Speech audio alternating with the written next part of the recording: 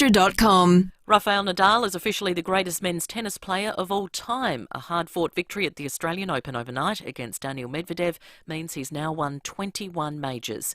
That's one clear of Roger Federer and Novak Djokovic, but he says that's just a statistic that doesn't interest him. I don't care much if I am the one or not the one, or the best of the history or not the best of the history. I don't care much. No, for me it's about enjoying nights like today. That means everything for me, and means even more to achieve the second Australian Open more than any other thing.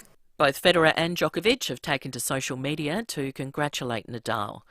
A stabbing at Paraka last night is not believed to be a random attack. A 33-year-old was located at a house on Lock Crescent just after 6:30. The Ingle Farm man was taken to hospital with non-life-threatening injuries. The hunt for the suspect is continuing. Essential supplies are being flown to Coober Pedy, which is being cut off by floodwaters.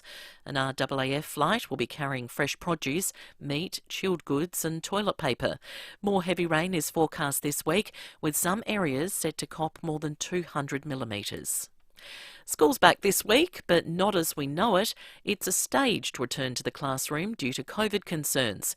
Children of essential workers and vulnerable students will be back on campus today, but only for supervision. Wednesday is when the learning starts for those in reception and years 1, 7, 8 and 12. It'll be learning from home for the remainder of students until February 14. 40% of children aged 5 to 11 have received their COVID jab. An Australian Winter Olympic athlete who tested positive for COVID appears to have been saved by a second swab, which was negative. Nine's Damien Ryan reports from Beijing. The dream of competing at these games seemed all but over when the team member, who hasn't been named, tested positive to COVID after touching down in Beijing. The Chinese admit it's a highly sensitive test, which can pick up so-called dead strains of the virus, and that appears to be the case for the Aussie athlete, who I understand has had COVID in the past. Fortunately, the second swab has a lower threshold, and the news came through last night that the Australian team member was negative. They'll need another negative result today, and then they'll be out of isolation and their Olympics will be back on track. Former US President Donald Trump has held a rally in Texas, teasing a run for the White House in 2024. He's promised if he wins, he'll pardon those who stormed the Capitol last year. We will treat those people from January 6th fairly. We will treat them fairly. And if it requires pardons, we will give them pardons because they are being treated so unfairly. The House Select Committee is still investigating the insurrection, attempting to hold Donald Trump accountable for the violence and damage. Now to FIVEaa Sport. Uluru Weekender by private jet, direct from Adelaide. Departs February 25th. Book at ntnow.com.au. And it's good morning to Jace Kemp. And a very good morning to you, Mel. Further to our top story, and Rafael Nadal has come from 2 sets down to win a record-breaking 21st Grand Slam title. 9's Shane McInnes reports. It'll go down as one of the greatest Australian Open finals ever. 5 hours and 24 minutes of some of the finest tennis you could hope for. But there could only be one winner. Nadal coming from 2 sets down for the first time since 2007 to defeat Daniil Medvedev 2-6, 6-7, 6-4, 6-4, 7-5. It was an extraordinary fight back from the Spaniard, who now moves one clear of Roger Federer and Novak Djokovic with the most major titles of all time. Nadal also becoming just the 4th player in history to win each Grand Slam on at least 2 separate occasions. To soccer, and Adelaide United has staged a second-half comeback to beat Newcastle 2-1. The win sparked by 15-year-old Nestori Irankunda, who became the club's youngest ever goalscorer. Nestori Irankunda, what a goal! Irankunda, the 15-year-old, the backflips, extraordinary. Adelaide United's youngest ever goal scorer in the A-League men's competition. Yeah, amazing stuff there. Still on soccer, and the Matildas Asian Cup campaign is over after losing 1-0 to South Korea in the quarterfinals. To basketball, and the Adelaide 36ers have stunned Melbourne United, defeating their rivals by 5 points in overtime, while the Sydney Kings were too strong for the Perth Wildcats. And that's the FIVEaa Sport. Now the FIVEaa forecast. There's double the fun with 2 Scott Salisbury homes to win in the Hospital Research Foundation Home Lottery. Mostly sunny, 35 today, partly cloudy tomorrow, 24. Wednesday, partly cloudy, 23. Right now, it's 21 degrees. More news as it happens on 5AA. Gliderall Garage Doors, adding strength, safety and style to South Australian homes for over 40 years. Gliderall.com.au. You're listening to 5AA Breakfast. David Penberthy and Will Goodings. 6 after 6, good morning to you. Welcome to Monday on 5AA Breakfast. For those of you that are up anyway, I suspect there's a few weary heads this morning on account of one of the all-time epic Australian Open finals. We'll be talking plenty about that, including with Tom Wren, who's been there for the duration of the last couple of weeks. He called the Special K victory on Saturday night in the doubles. Looking forward to chatting with him very shortly. Good news too on the sporting front. Stephen Rowe back on deck later today. We'll chat with him and get his thoughts on the Oz Open and everything that's transpired in his absence after 7 o'clock. The Premier of South Australia will be on the show to talk about a range of things, including business assistance announced over the weekend and a change to density limits. Doesn't seem to have appeased the small business community, but we'll talk to him about that. David Koch is on the show. Jonathan Lapali on the new season of Survivor will be on after 8 o'clock today. And also this morning, we are going to be giving away, David Penberthy, the first of 5 massive prizes this week, all thanks to NT Now. Uluru Weekender by private jet, direct from Adelaide, including accommodation and touring. Departs February 25th. Book now at ntnow.com.au. Or listen to us, because every day we have this $4,000 prize to give away. 5 of them, $20,000 worth of holiday, given away on 5AA Breakfast all this week. And good morning to you. Good morning, Will. Good morning, listeners. It's a fantastic prize. Your auntie did it, didn't she? No, my mother-in-law. Your mother-in-law. Yeah, that's right. Your she mother-in-law. loves... look... There's a buzz about going on a private chartered plane somewhere. Yeah. I mean, how often do you in your life do you get to go on a How cool would private that chartered be? flight? You'd feel like you're in Succession or something like that. Exactly right. Working for, what's it called? Waystar Royco. Yeah. Yeah. Yeah, that's Terrific. right. Yeah, it's reserved for the luminaries at the top of the... That's right. You know, the Like top you're of the food chain. Jetting into Monaco or maybe going Yes. to some exclusive casino in Macau on a high rollers package. It's like that, except Something like that. it's Uluru. Yeah. It's magnificent. They've got a resort there. The tours they do, the things they do under starlight. Apparently, it is just spectacular. I've never been to Uluru either. It's well and truly on my bucket list. I really want to go there. I want to take the kids. I was thinking of driving up at some point, and I looked at the map. It's a long drive. Oh, yeah, it's a bit of a hike.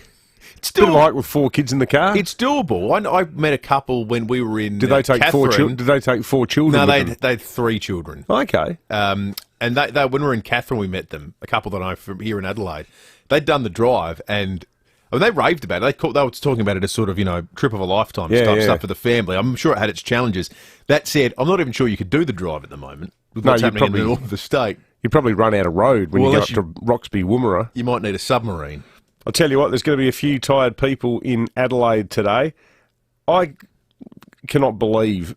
The first thing I did this morning, because I was in bed, I tapped out at... Nadal was 3-2 up in the 4th.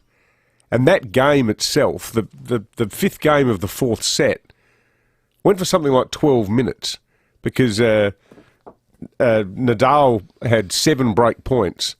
Medvedev recovered all of them, but then Nadal prevailed. So I went to bed thinking, it's 10:30. I can't do this to myself. I've got to work, stupid o'clock in the morning as per usual. So this morning I hit refresh on my phone and I went, I think I woke Kate up. I went, yes! So excited for Rafael Nadal. I've never been a Nadal guy. I always liked Federer. And I felt like for about 15 years you had to choose. I never liked Nadal. But I tell you what, geez, it felt like he was fighting on the side of good and righteousness over last night. Oh, did it ever?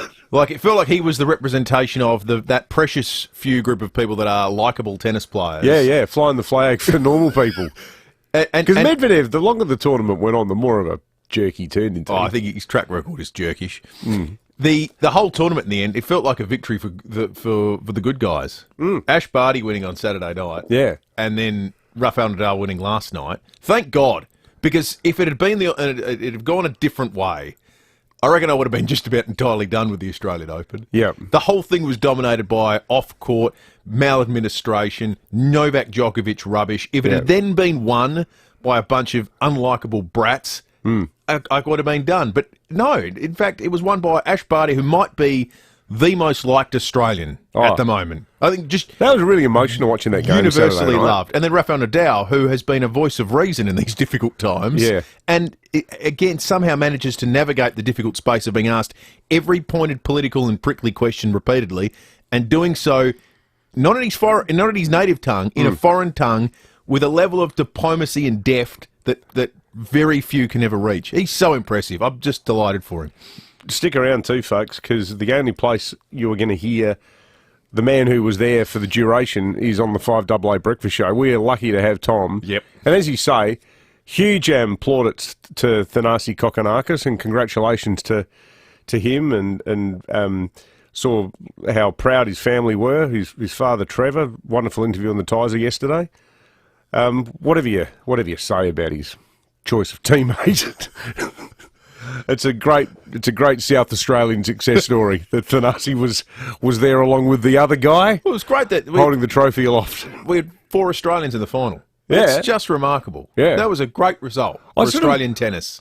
Part of me, even though it's very un-South Australian, like, I wrote a joking tweet Saturday night going, "Calm the guys nobody's ever heard of." I still can't remember their names. Yeah, Purcell and Ebden. And Ebden.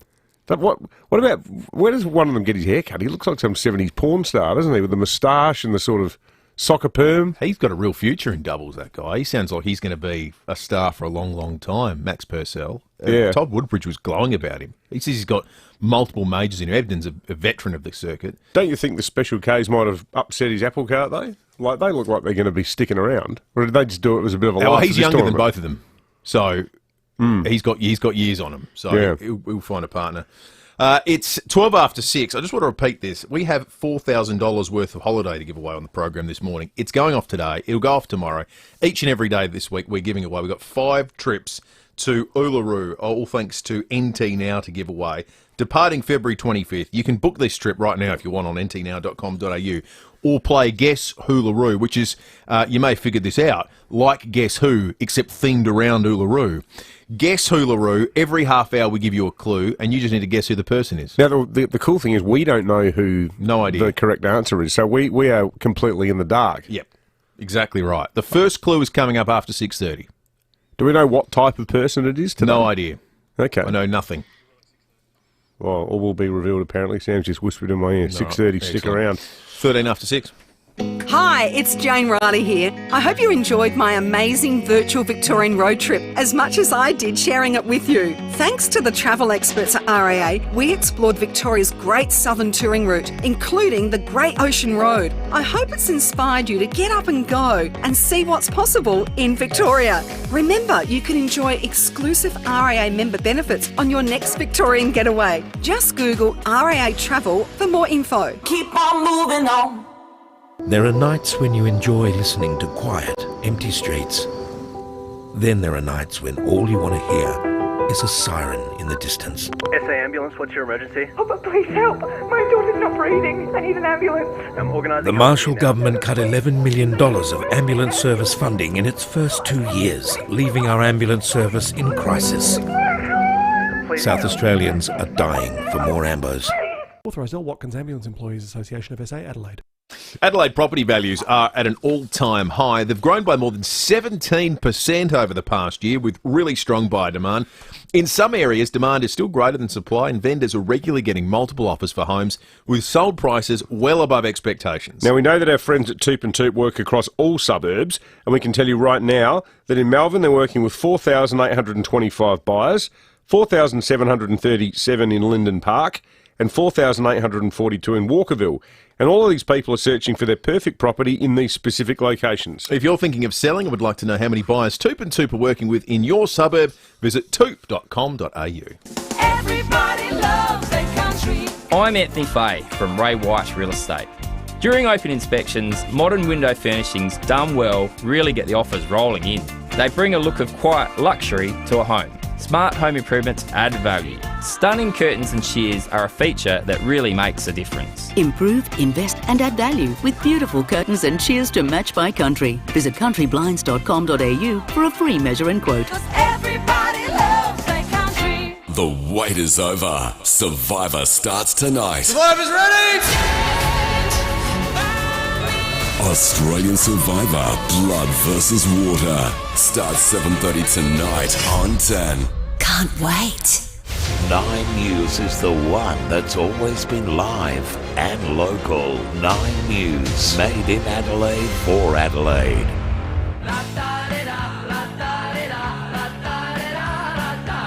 Check out Gliderroll Garage Doors' new Timber Look Native Series sectional doors, gliderroll.com.au. You're listening to 5AA Breakfast. David Penberthy and Will Goodings. 16 after 6, news headlines coming up. Let's do some text first, because there are some people that have woken up post-tennis with thoughts this morning on the Telstra Store Mount Barker text line. I like this. Con says, astounding Ash and Rafa's grip reminds me of his uncle Miguel Nadal, a.k.a. the Beast of Barcelona, the tough soccer centre-back.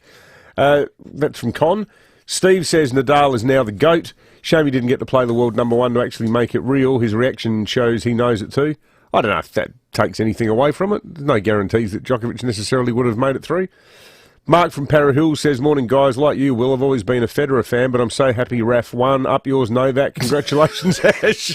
Good on you, Mark. Well said, Mark.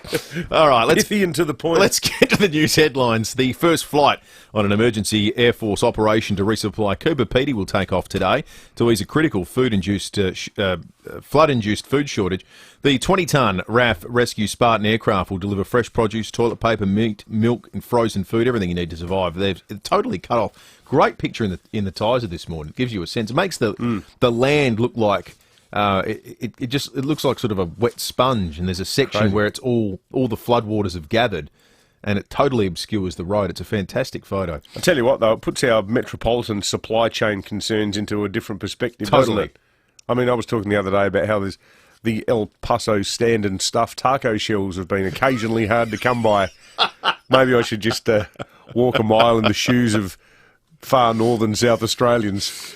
2 heroic teenage boys have been nominated for Surf Lifesaving Australia's top award after saving the life of a woman off Glenelg Beach. On the 20th of January, so it'll be 11 days ago, Lachlan Larvin and Toby Sutton were undertaking ski paddle training for their junior state champs when they noticed a woman in strife 300 metres offshore. They paddled to her, gave her a life jacket, and then the water operations boat eventually reached them. How about that? So they were in the middle of training for surf lifesaving, and it got interrupted by doing some actual surf lifesaving. They might only be 14, but they've already mastered the art of laconic Australian understatement as well. I like their quote in the paper where they just say, we just did what we thought was right.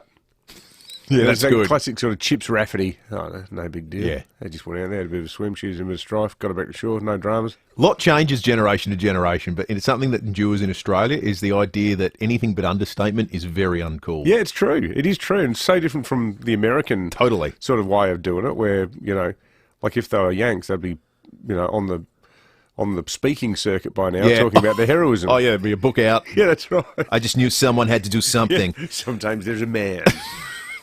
McDonald's has been accused of failing to pay workers for paid 10-minute breaks that they're entitled to take every 4 hours. The union representing the workers is seeking compensation for those who did not receive paid breaks, as well as penalties against McDonald's Australia for breaching the Fair Work Act. It's notable, this action, because typically this kind of stuff gets done against individual franchises or places where there have been breaches. They're doing this against McDonald's in Australia and saying across the board there's been some issues. That's the accusation. As we've been talking about this morning, and I think we'll talk about a whole lot more, Rafael Nadal, the first male tennis player to win 21 Grand Slam singles titles, 35 years of age. He looked like he was going to expire in the early part of the game. Yeah. I've never seen so much liquid come out of a man. They both did. It was actually quite almost cruel, that game. It was like halfway through the fourth set, they would, you know, I thought there almost needed to be a mercy rule. Amazing. Yeah, it was quite extraordinary. So he's one clear of Federer, one clear of Djokovic. Let's hope he stays ahead. That's right. A member of the Australian Winter Olympics team who tested positive for COVID-19 is now tested negative. The team member who went into isolation following their initial result has undergone a second PCR test. They'll be subject to a final test today. So what is it, 2 out of 3? Is that how it works with PCRs now? 2 out of 3. That's what Meatloaf said. 2 out of 3 ain't bad. Yeah, that's right.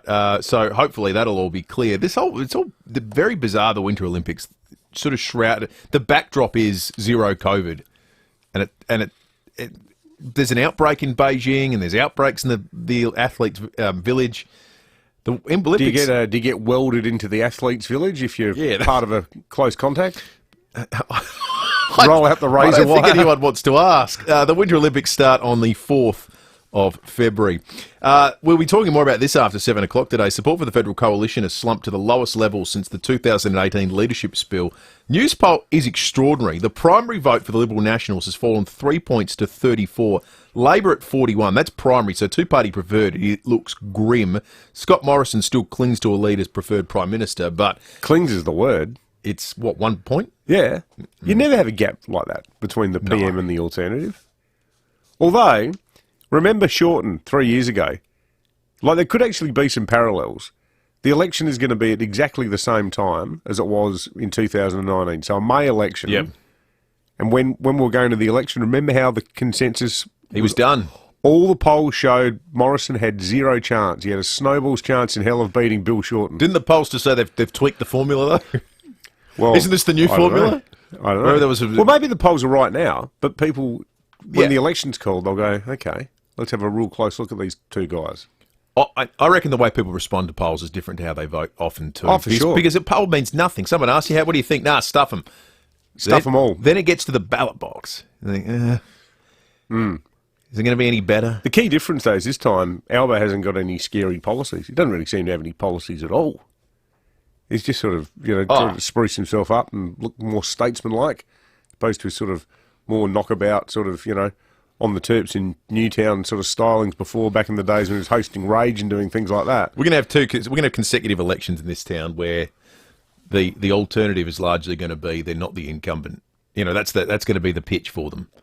But I think the difference is Peter Malinowskis has a likability factor that Albo doesn't. Or a relatability factor. A relatability factor. Yeah.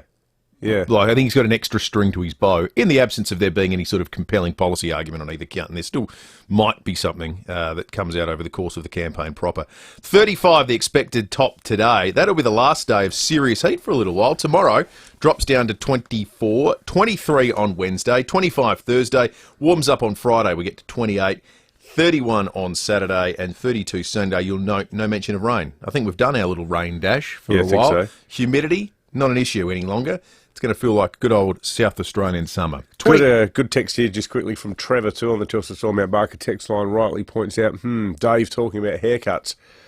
That's a fair point, mate. I should withdraw my observations earlier about the, what's his name again? The tennis player who played against... Max Purcell. Yeah, Purcell. He's got the muley. You'll be pleased to hear, Trevor, even though it has been 6 months, I've worked it out since I've had my hair cut, getting it cut tomorrow afternoon. So there you go. What are you going to go for? Just, less of what there is on top currently. I think you should get the Kyrgios. Just in honour of... What's it called? A skin fade. Is that what it's called? Yeah. I didn't know that. So you've done your research then? Jim's got one. Oh, okay. All the kids are right into it. I'd be happy to turn it over to the listeners. I'm not sure how you'd feel about that. 24 after 6, Tom Wren, who was there calling the skin fade himself, Nick Kyrgios, on Saturday night. He'll join us next. With continued cases of COVID-19 across South Australia, now's the time to book your booster. Boosters increase your protection against all COVID-19 variants, including Omicron, and they're available 3 months from your second dose. Plus, there are now more clinics and more appointments to choose from. Book your booster at your local GP, pharmacy or SA Health clinic.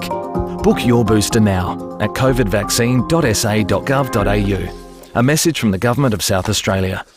Now, are you looking for a career change? Well, if you are, how's this? Cleanaway, Australia's largest waste management company, they've got jobs available right now for truck drivers and mechanics. It takes great everyday people to help make a sustainable future, and that's what the people at Cleanaway do every day. Yeah, they provide an essential service to the community, helping residents and businesses throughout the South Australian community manage waste, help recycle and be environmentally responsible. And look, there's stable work and it offers paid overtime as well. So if you have your HR truck licence or mechanical qualifications, or if you just want a career change and do something different, the people at Cleanaway want to hear from you. Yeah, cabin could be your new office with a view that is never the same. Sounds right. right. apply. Find out more about Cleanaway's current opportunity. Search Cleanaway Careers or visit cleanaway.com.au/careers. The Hospital Research Foundation Home Lottery is back and doubled the fun with 2 Scott Salisbury homes in Somerton Park to be won. Just moments from the beach. Both homes are fully furnished, absolutely stunning, and ready for you to live your dream mortgage-free. With a catalogue of more than 15,000 prizes to win, tickets won't last long. Get yours today and join the fight at homelottery.com.au. Licence M14133. Leon here. I trust Zen Energy to help keep me cool in the summer. Adelaide's own Zen Energy is resetting how we do renewable energy in Australia. As we know, solar is the best way to reduce our carbon footprint, build a better world, and save on power bills. It's not too late to access government rebates, so get in quick before prices increase. Contact our friends at Zen Energy and tell them Leon sent you for an even better offer. Visit zenenergy.com.au. That's zenenergy.com.au. Sprinklers not working? Water pressure issue? Lawnmower damaged the pop-up? Ken Hall Plumbers can repair your garden sprinklers and fix your irrigation issue. Give Ken a call. Ken Hall Plumbers, here to repair your irrigation. 8364 5855. 5AA Breakfast is streaming live right now. To watch, simply head online to 5AA Facebook or search 5AA on YouTube. Gliderall Garage Doors, adding strength, safety and style to South Australian homes for over 40 years. Gliderall.com.au. You're listening to 5AA Breakfast. David Penberthy and Will Goodings. 27 minutes after 6. Been looking forward to this all weekend. I've been looking forward to this from the moment Nick Kyrgios put his water bottle between a linesman's legs and squirted it. And then Tom Wren was introduced at the same moment on 9 during the coverage. It was extraordinary. Uluru Weekender by private jet direct from Adelaide departs February 25th. Book at ntnow.com.au. Rennie, you did a great job Saturday night, mate, and right throughout the tournament. Well done to you and everyone there at Channel 9. No, thank you. And I hope you boys have had some kind of sleep, because the final last night and into this morning, boy, oh boy, what an incredible way to finish the tournament. That's one of the greatest finals of all time, isn't it, Tom? It's remarkable, isn't it? I mean, to come from 2 sets to love down, you know, the sentimental favourite, who I think everyone wanted to win, Pembo, you know, it was just wild. It was just crazy the way he came back like that. I mean, unbelievable. So, Tom, did you get to watch it? Could you? I know you weren't working last night. You weren't doing the call. You were Saturday, and you did a great job covering Kokonakis and Kyrgios's win. But you've had a ringside seat for history with Ash Barty Saturday and Nadal last night. Lucky you, mate. Yeah, it was amazing. Yeah, and to be a part of it. And I think, you know, it was just a dream sort of 2 weeks in terms of, you know, results for just a viewer, you know. And Rafa last night, I mean, like I said, to come from 2 sets to love down, it was just insane. I mean, to see that and to witness it, very lucky. I mean, it was just crazy. It was a mad couple of weeks, but last night, as you say, 5.5 hours. I mean, it just kept going and going. So did you have seats out in the corner? Were you in the media in the media room? In the nine area. So I wasn't actually courtside, unfortunately, but I wish I was, because that was all time, you know, to see it. Rennie, people have commented on the partisan nature of the crowd. Did it feel different this year to previous years? Yes, you know, with Thanasi and Nick, that's unlike anything I've ever seen called before. And I've been there for some partisan crowds before. And I think for Melbourne, a lot of Melbourne people, it was almost, you know, this coming out moment. Yeah. You know, just cathartic almost. Well, even last night, it felt like it might as well have been an Australian in the final.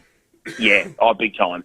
And look, I think Medvedev was pretty good with the way he had to handle that, but it was a very, very biased crowd. I mean, everyone loves Rafa, 13 years apart. But you're right, it was a bit different. And I thought Medvedev was actually pretty good the way he handled it. He was just the overwhelming favourite, you know, the whole tournament, but particularly last night. It was very, very parochial. Yeah, well, he by his standards, he behaved himself last night. He went completely berserk in the previous match. But what about Barty, though, mate? That was such a feel-good win. And the moment Yvonne Goolagong came out and hugged her, I just thought she was terrific. But there's been a lot of talk about player behaviour. They could all learn a bit from Ash, couldn't they? she's just the ultimate, isn't she? You know, humble, graceful, incredible. You know, she just ticks all the boxes. And to see her win, I mean, she just makes you can't help but smile. And I think for Melbourne in particular, you know, the city, we've been lucky enough to be in Adelaide, fellas, haven't we? But, you know, for people to witness that and to see that, that felt like this great healing moment almost. The city, it's been almost toxic over here at times with what people have had to go through, and to be able to see that firsthand, it was actually really special. It was really cool actually, and one of the highlights I think I've ever had, being able to see Ash Barty live, you know, winning a title at home, first in 44 years, incredible. Yeah, no, good stuff, Tom. Hey, when are you back? Back tomorrow, boys, so Good you're stuff. stuck with me again. I'm afraid I'll be in there tomorrow. Excellent, Tom. It's an all-hands-on-deck situation here at the moment, Rennie, so it'll be good to have you back. Dropping like flies. We'll catch you then. Tom Wren, who, as we say, did a great job calling at the Australian Open, back 5AA Breakfast in the building tomorrow morning. We're going to take a break. 5AA News on the way. Clue number 1 in your chance to win a $4,000 private chartered trip to Uluru is coming up right after this. This is Adelaide's 5AA. Mostly sunny 35 today with the 6:30 news. I'm Mel Usher. FIVEaa Extra is a registered NDIS provider, so let them support you in achieving your goals. FIVEaAextra.com. Rafael Nadal is the toast of the sporting world after winning his 21st major and rewriting the history books. He's now one ahead of Roger Federer and Novak Djokovic, who've each won 20. He's described the overnight win over Daniel Medvedev at the Australian Open as the biggest comeback of his tennis career. The 35-year-old from Spain trailed 2-0 before winning in 5, the match lasting 5 hours and 24 minutes. If we put everything together, the scenario, the momentum, what means, without a doubt, probably have been the biggest comeback of my tennis career, yeah. Investigations are continuing into a stabbing at Paraka. A 33-year-old man from the northern suburbs was located at a house on Lock Crescent around 6:30 last night. His injuries are not life-threatening. It appears the victim and suspect are known to each other. The school holidays are almost over, but it's a staged return to the classroom due to COVID. Students in reception in years 1, 7, 8 and 12 will return to school on Wednesday. The rest will follow after 2 weeks learning at home. Premier Stephen Marshall isn't expecting a major spike in case numbers as the school year ramps up. We might see a change in the median age for positive cases as schools go back. We envisage that it could actually start to lower here in South Australia marginally. A $424 billion war chest of private savings has grown during the pandemic. Treasurer Josh Frydenberg says the pile of cash stashed away by households during the pandemic has grown to $245 billion and for business to $179. He says the cash saved from being cautious and not going out as much and travelling will help support Australia's economic recovery. It gives people confidence that there is that buffer, that there is that money there that will be spent and that will generate economic activity and, of course, jobs. Certainly we're starting to see that money being spent. Business investment, for example, is particularly strong, even despite the pandemic. The country's best beach has been crowned. Nine's Mia Glover has more. Tourism Australia has named a beach in Western Australia as the country's best as part of its annual list. It's called Misery Beach, roughly 5 hours from Perth. It beat out so many Queensland beaches, which are usually among the top 3. However, just 2 have made the top 10. The number 3 best ranked beach in the country, the Spit on the Gold Coast, while another Queensland beach came in at number 7, Blue Pearl Bay in Hayman Island.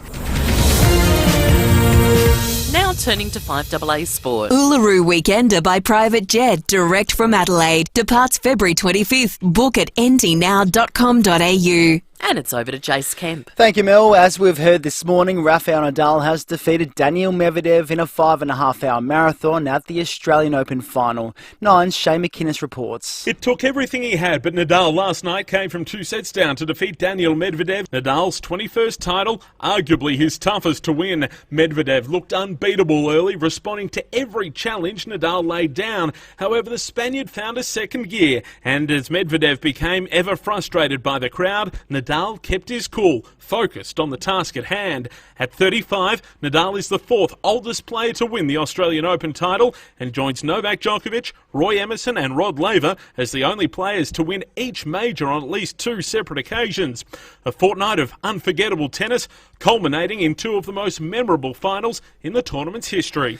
To soccer, and Adelaide United has moved to 3rd on the A-League ladder after beating Newcastle 2-1.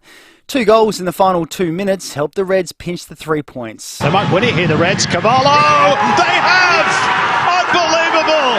Hiroshi Ibasuki in the 2nd minute of stoppage time. The super sub strikes again off the bench. Still on soccer, and the Matildas Asian Cup campaign is over after losing 1-0 to South Korea in the quarterfinals. Sam Kerr missed a golden chance to score in the 75th minute. With Sam Kerr! And she puts it wide. And she can't believe it. I don't think anyone can believe it. That audio thanks to Network 10. And finally, the NFL's Conference Championships begin shortly. The Chiefs host the Bengals, while the LA Rams face the 49ers for a spot in the Super Bowl. And that's the 5AA Sport. Now the 5AA forecast. Win a $3 million grand prize and $2 million early bird prize in the Hospital Research Foundation Home Lottery. A top of 35 for your Monday and mostly sunny, partly cloudy tomorrow down to 24, Wednesday partly cloudy 23. Right now it's 21 degrees. More news as it happens on 5AA. Check out Gliderroll Garage Doors' new Timber Look Native Series sectional doors. Gliderroll.com.au. You're listening to 5AA Breakfast. David Penberthy and Will Goodings. 23 minutes to 7. Each and every day this week we have $4,000 worth of holiday to give away, all thanks to NT Now. Uluru Weekender by private jet. You'll be jetting in. No questions asked. Private. That's how rock stars fly, David Penberthy. Exactly. Direct from Adelaide. You get accommodation included. You get your tours included too. Departs February 25th. You can book that now at ntnow.com.au. This trip is worth $4,000. We've got one a day to give away. You just need to guess who. Uluru. And we have a clue for you every 30 minutes. Every 30 minutes, a clue and a chance for you to win. Yep. So clue number 1's in my hand. Once I've read it, all you need to do is call 8223 8855. Have a guess. Have a guess, and maybe it goes off right now. I don't know. Maybe it goes off now. Maybe it goes off the next half hour. Maybe it goes off at 5 minutes to 9. I'll tell you what, if you got it now, it'd be like getting your Wordle right on the first guess. It's a bit like that. People have done that. Yeah. Have you? No. I've done it in 2. That's the best I've ever done it in. All right. But if you get this, you'll be going off to Uluru, but This it'll is be right a up miracle. your alley, this one. Clue number 1. Clue number 1. I am a musician, still releasing songs and touring. So it's a musician who's around now, performing, doing the thing. 8223 8855. I mean, that doesn't really narrow it down a great deal, but a musician. You can have a stab in the dark, and maybe you hit, and you get a $4,000 trip. 8223 8855. First caller through will get a chance at having a guess. If it doesn't go off right here and now, we'll give away another clue later. There's literally nothing in that clue that, we know the person's not dead. Yeah. Or if they are, there's a bigger story that we're missing.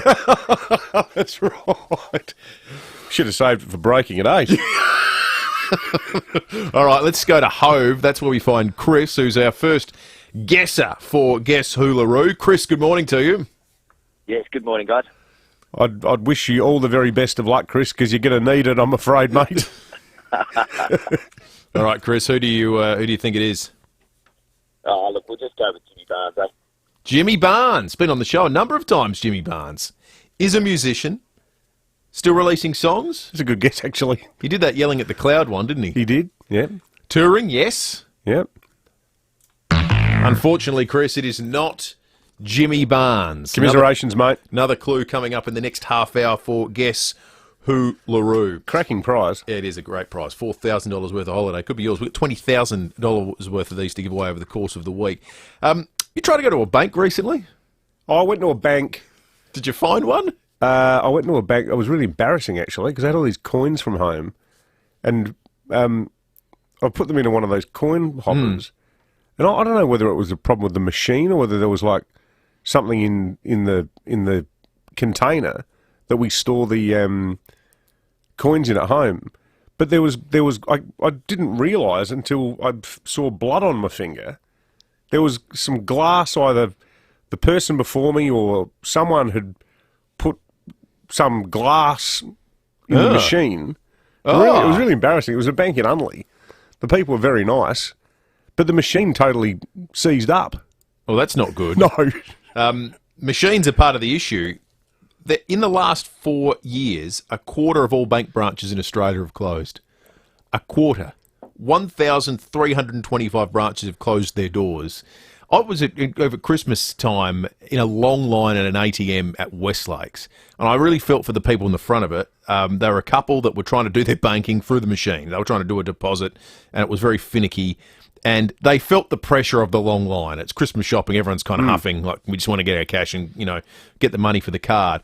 And so in the end, they gave up because the machine kept beeping and whirring and it said an error. And the lady turned around and said, wouldn't it be nice if it was just a human being who could go see these days? Yeah. And they gave up. Well, there isn't. A quarter of branches have closed in just 4 years, and it doesn't sound like things are going to be reversing on that front anytime soon. Here's Anna Bly from the Banking Association. We've seen a 68% drop-off in the last 5 years in Australians using branches. I wonder if it's the chicken or egg that came first here. Did banks lead people down a path of not coming to rely on face-to-face service, or did people opt out of it? Well, it's probably a bit of both. But I think that it's very much been in the bank's interests to push people in that direction. Completely. Because it's a hell of a lot cheaper. I mean, you're right, though. The day that I went in with the coins, I was actually there because I had to do a large transfer that's above my transfer limit. In fact, it was when I was paying for the pool. That was the reason I had to go to the banks. Yep. And these days, that's the only reason you'd ever go. Yeah. If you've got like a $5,000 or $10,000 maximum on what you can transfer, so I had to go into the bank because it was more than my prescribed amount. But yeah, normally, the thing is, for our generation, if I can do something on my phone or my computer rather than making a trip into the bank, happy days. Yeah. But there's plenty of people who don't feel like that. There is one exception to that. And, I'm a technology advocate. If I can do it online, I certainly, absolutely will do. But there are times when you just need to talk to someone about a problem you've got, or you want more information about a product, say. Now, the one thing I'd rather do in person than do online or do digitally is ring a call centre for some information. And sometimes it's just nice as part of I'm going to the shops, I need to pick up some fruit and veg, I need to go buy a T-shirt, I'll pop into the bank and I'll ask them about that thing. Yeah. Not having that option, I get doing a transaction online, that's great, but just not being able to talk to someone about a sensitive, private, personal, financial product or detail, I reckon's an impertinence. Angie in Mansfield Park's called in. Morning, Angie. Oh, good morning. How are you guys? Good, thanks, Angie. Yeah, good. Look, I just want to say about that, you're right. Now, I do a lot of my things in the bank, and I must admit, even though I'm kind of caught up with technology, I still like the old face-to-face. But I'll name the bank. Anyway, you go in, the NAB bank especially, and they'll have someone there asking you what you're doing here today. And I said, well, I just want to get to the teller and do, can I help you? No, you can't. So what they're trying to do is push people away from going to the tellers. But they need to understand that there's still a lot of people, my mum's generation, that, especially in that sort of Bindon area, the demographic is the people like to go in, they've still got their passbooks, they don't understand internet banking, and I think it's really, really sad that we're still pushing people just to sort of get away from tellers because we've still got generations of people that can't do that. That's a good point, Great Angie. call, Angie. The other thing too, I mean, one of my best friends at school, Melissa, she became a bank teller at the old State Bank branch on South Road there, just tucked in behind the Tonsley Hotel. It was a career path for a lot of people, particularly women. Like there were thousands of jobs working in bank telling. These days, it's almost like getting a job as a neurosurgeon for the number of spaces there are. Yeah. But so many young women went into the profession of telling, and men, I should say, but it was a very female job. 15 minutes to 7, time to check traffic. Do you have an existing BMW service inclusive package? We'll book your next day service at Glenelg BMW. Thanks, Will. At Dry Creek, Cormac Road is closed at the level crossing with detours via Hanson Road and Churchill Road North. Myrtle Bank speeds reduced for works around the intersection of Cross, Glen Osmond and Portrush Roads. Hackham today, Main South Road near River Road, speeds reduced down to 40 k's for works. And a few cameras about this morning. George Street, Theberton and Military Road at Henley Beach. Lunch sorted at OTR. Their delicious $5 and $6 sandwiches are ready for you, and they're just $3 every Wednesday. OTR, making life easy. Adelaide's most accurate traffic on 5AA. Support your state and earn some extra cash. The state election is held on March 19th this year, and the Electoral Commission of South Australia need over 7,000 South Australians to help deliver democracy on polling day. So, if you could do with some extra cash and want to support South Australia, head to ecsa.sa.gov.au and register to work at the state election.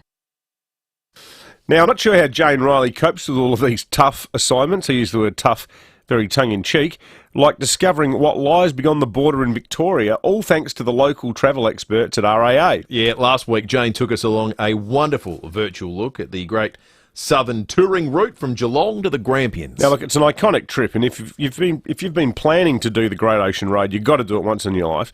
You'll no doubt have more insight into its famous sites and its hidden respites. But so much is possible in Victoria. Travel beyond Melbourne to the big regional towns, or take the long way round with a trip from Melbourne to Sydney via the stunning East Coast. And remember, you can enjoy exclusive RAA member benefits on your next Victorian getaway. For more info, head to raa.com.au/Visit Victoria. The wait is over. Survivor starts tonight. Survivor's ready!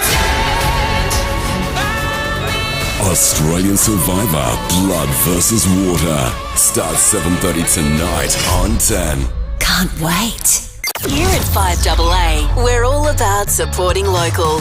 G'day Parks, Australia's largest network of holiday parks. Download the app today. G'day Parks, here's good. Visit g'dayparks.com.au today. 9 News is the one that's always been live and local. 9 News, made in Adelaide for Adelaide.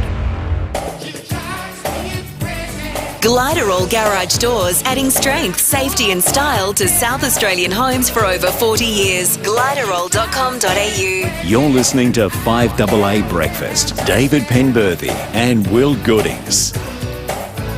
30 minutes to 7, time to check in with SAPOL. Senior Constable Kimberly Broad is on the line. Kimberly, this sounds dramatic. There was an explosion at Lockleys. Yeah, morning, boys. It was just after 11:30 last night. Police were called to Arcoona Avenue at Lockleys after reports of a loud explosion in the driveway of a home there. Now, they were woken by the noise, obviously, but also the area had filled with smoke. Now, we've discovered damage to 2 vehicles parked nearby. Thankfully, no one was injured, though. We had our bomb response unit liaise with patrols at the scene, and it was determined the explosion to be from a large commercial firework. So we've had crime scene investigators out, they'll be coming out early this morning, but we're just asking anyone with information about the incident, if they saw any suspicious activity, if they could call us on Crime Stoppers 1-800-333-000. Kimberly, also 2 youths have been arrested up to no good in a car yard at Smithfield. Yeah, that was about 10:30 last night. We were called to Samuel Street, Smithfield, after the CCTV actually picked up intruders inside the property. Now, we've attended and set cordons and also brought in our dog ops with PD Cooper to assist with searching that premises. We believe that there was actually 5 people who'd entered, but PD Cooper quickly located 2 of those suspects. Unfortunately, the other 3 couldn't be found, but we've located a number of spray paint cans, markers, and also a balaclava, which were used by the group. So a 16-year-old boy from Craigmore and a 15-year-old boy from Valley View were arrested at the scene for being unlawfully on prems, possessing an article of disguise and carrying those graffiti implements. Good work. Good on you, Kimberly. Thank you Thanks, for that. Kimberly. Senior Constable Kimberly Broad from SAPO. Let's talk weather. Vince Rowland, Senior Forecaster at the Weather Bureau. So take us through this week, Vince, because it looks like we're going to get a bit of a respite from the hot weather. We do. We're certainly going to be a pretty hot one today, but we do have a change coming through during tomorrow, overnight into tomorrow, so certainly much cooler conditions as we head into the next few days. And at this stage, we don't have any weather associated with that change, but we do have a bit to the north of Adelaide on the forecast, so we'll be looking at that one pretty closely. But as I said, pretty hot one today, 35 degrees forecast for the city, a little bit cooler around the coastal fringe with 32 for Glenelg, 34 for Noarlunga, and a bit warmer up in the northern suburbs, 36 for Elizabeth. But with that change coming through tomorrow, see temperatures drop back to around the mid-20s, so we've got 24 degrees forecast for tomorrow.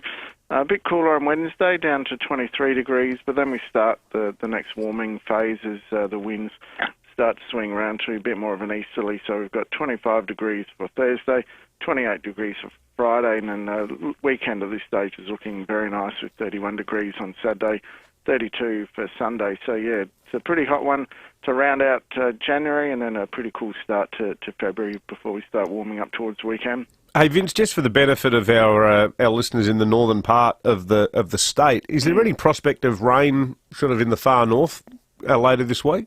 Oh, look, not. We do see the next couple of days will be pretty interesting. We are expecting quite a bit of rain up there and have the flood watch out and likely to issue some warnings for heavy rain up through the region over the next couple of days. But as the next high comes in and we get those drier southeasterlies coming, we will see the weather pushing towards the sort of far north border on Wednesday and then clearing out for Thursday, Friday, Saturday, Sunday. So got a couple more days of some pretty intense weather up through that region and certainly drying out as we head into the later part of the week. Good on you, Vince. Vince Rowland, Senior Forecaster from the Weather Bureau. Now, it was revealed earlier in the morning that David's getting a haircut tomorrow, and this is an interactive program, so the good people of Adelaide have got some suggestions on the Telstra Storm Out Barker text line. Wally the Walnut says, grow a mullet, Pembo, go on, join everyone else. Jim in Golden Grove says, Dave should go the skullet. It's the next generation mullet. Might need to Google it. I did, Jim. I think it'd be a fetching look on David.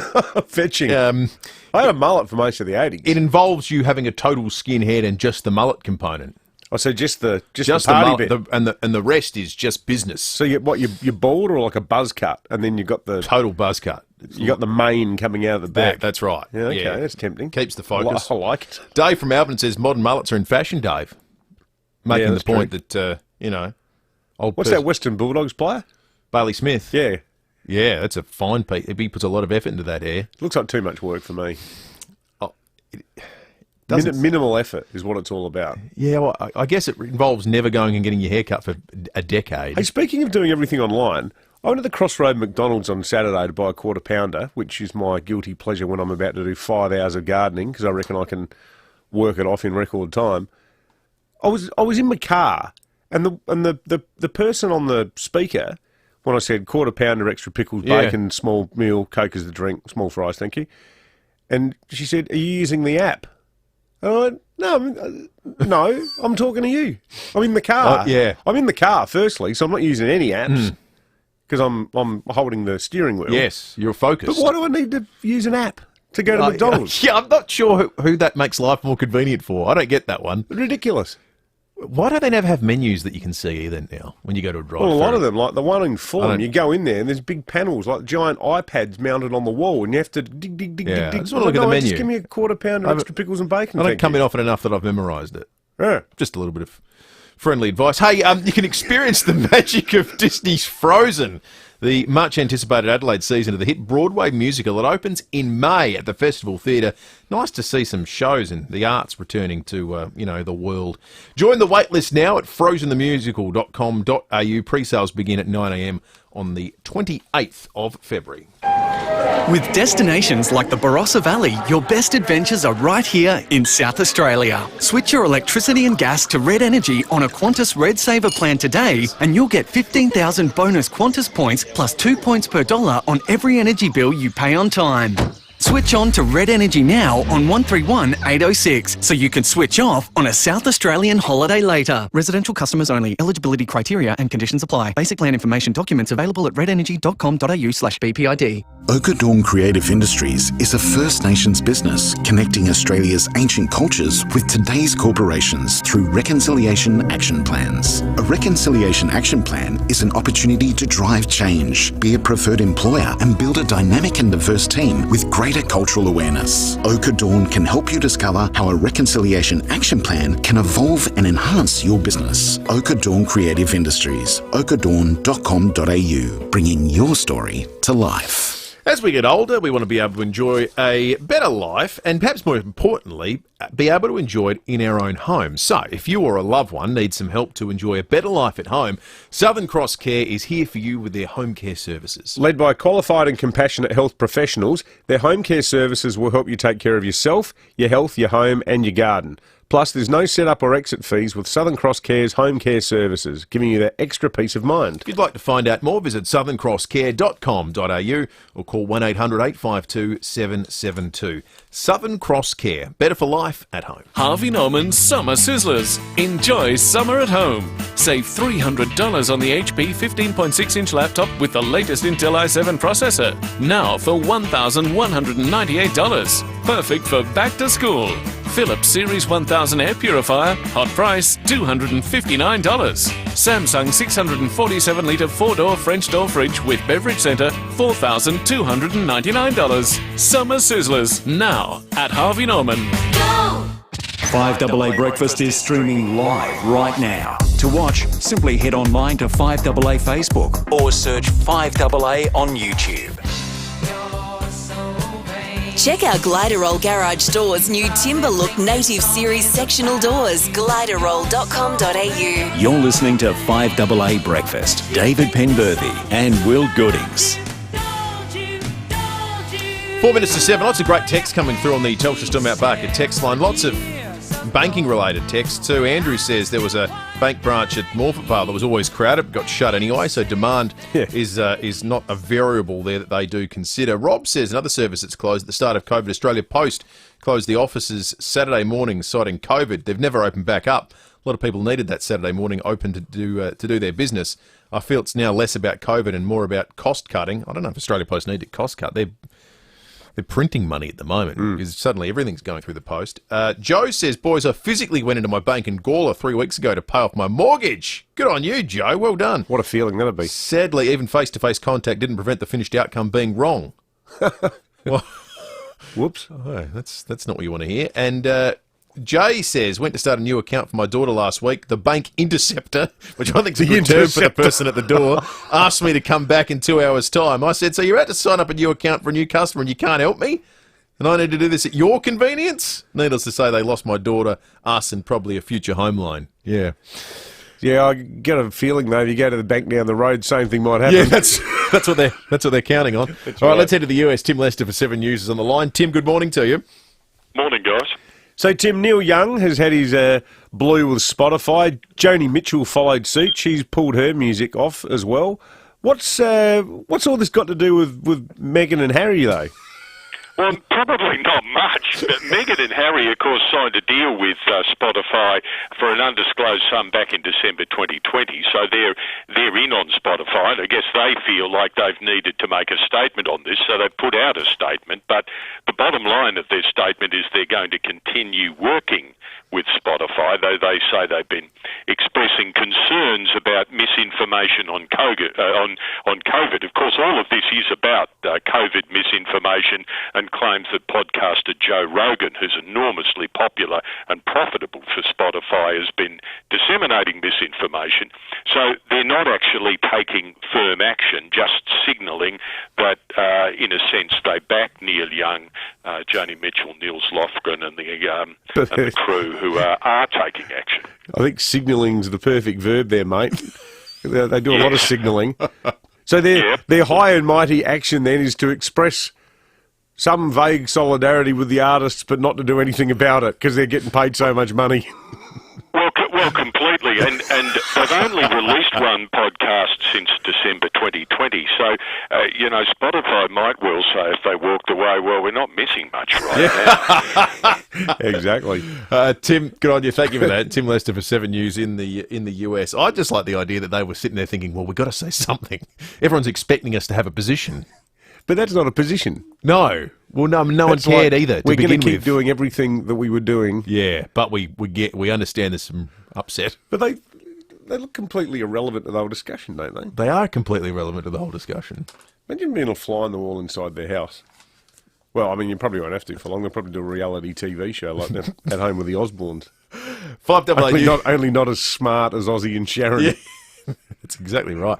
5AA News is on the way, and then after 7 o'clock, we're going to talk a bit more about the news poll, the incredible controversy that has gripped English football. This is an awful story, and a weather forecast that you won't believe in Florida. That's ahead.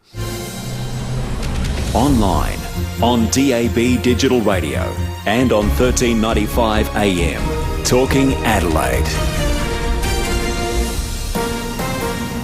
This is Adelaide's 5AA. Mostly sunny 35 today with the 7 o'clock news. I'm Mel Usher. The X in Physio Extra stands for extra care, extra clean, extra safe. Book today, physioextra.com. There's been an explosion at Lockleys just after 11:30 last night. Police were called to Arcoona Avenue after reports of a blast in a driveway.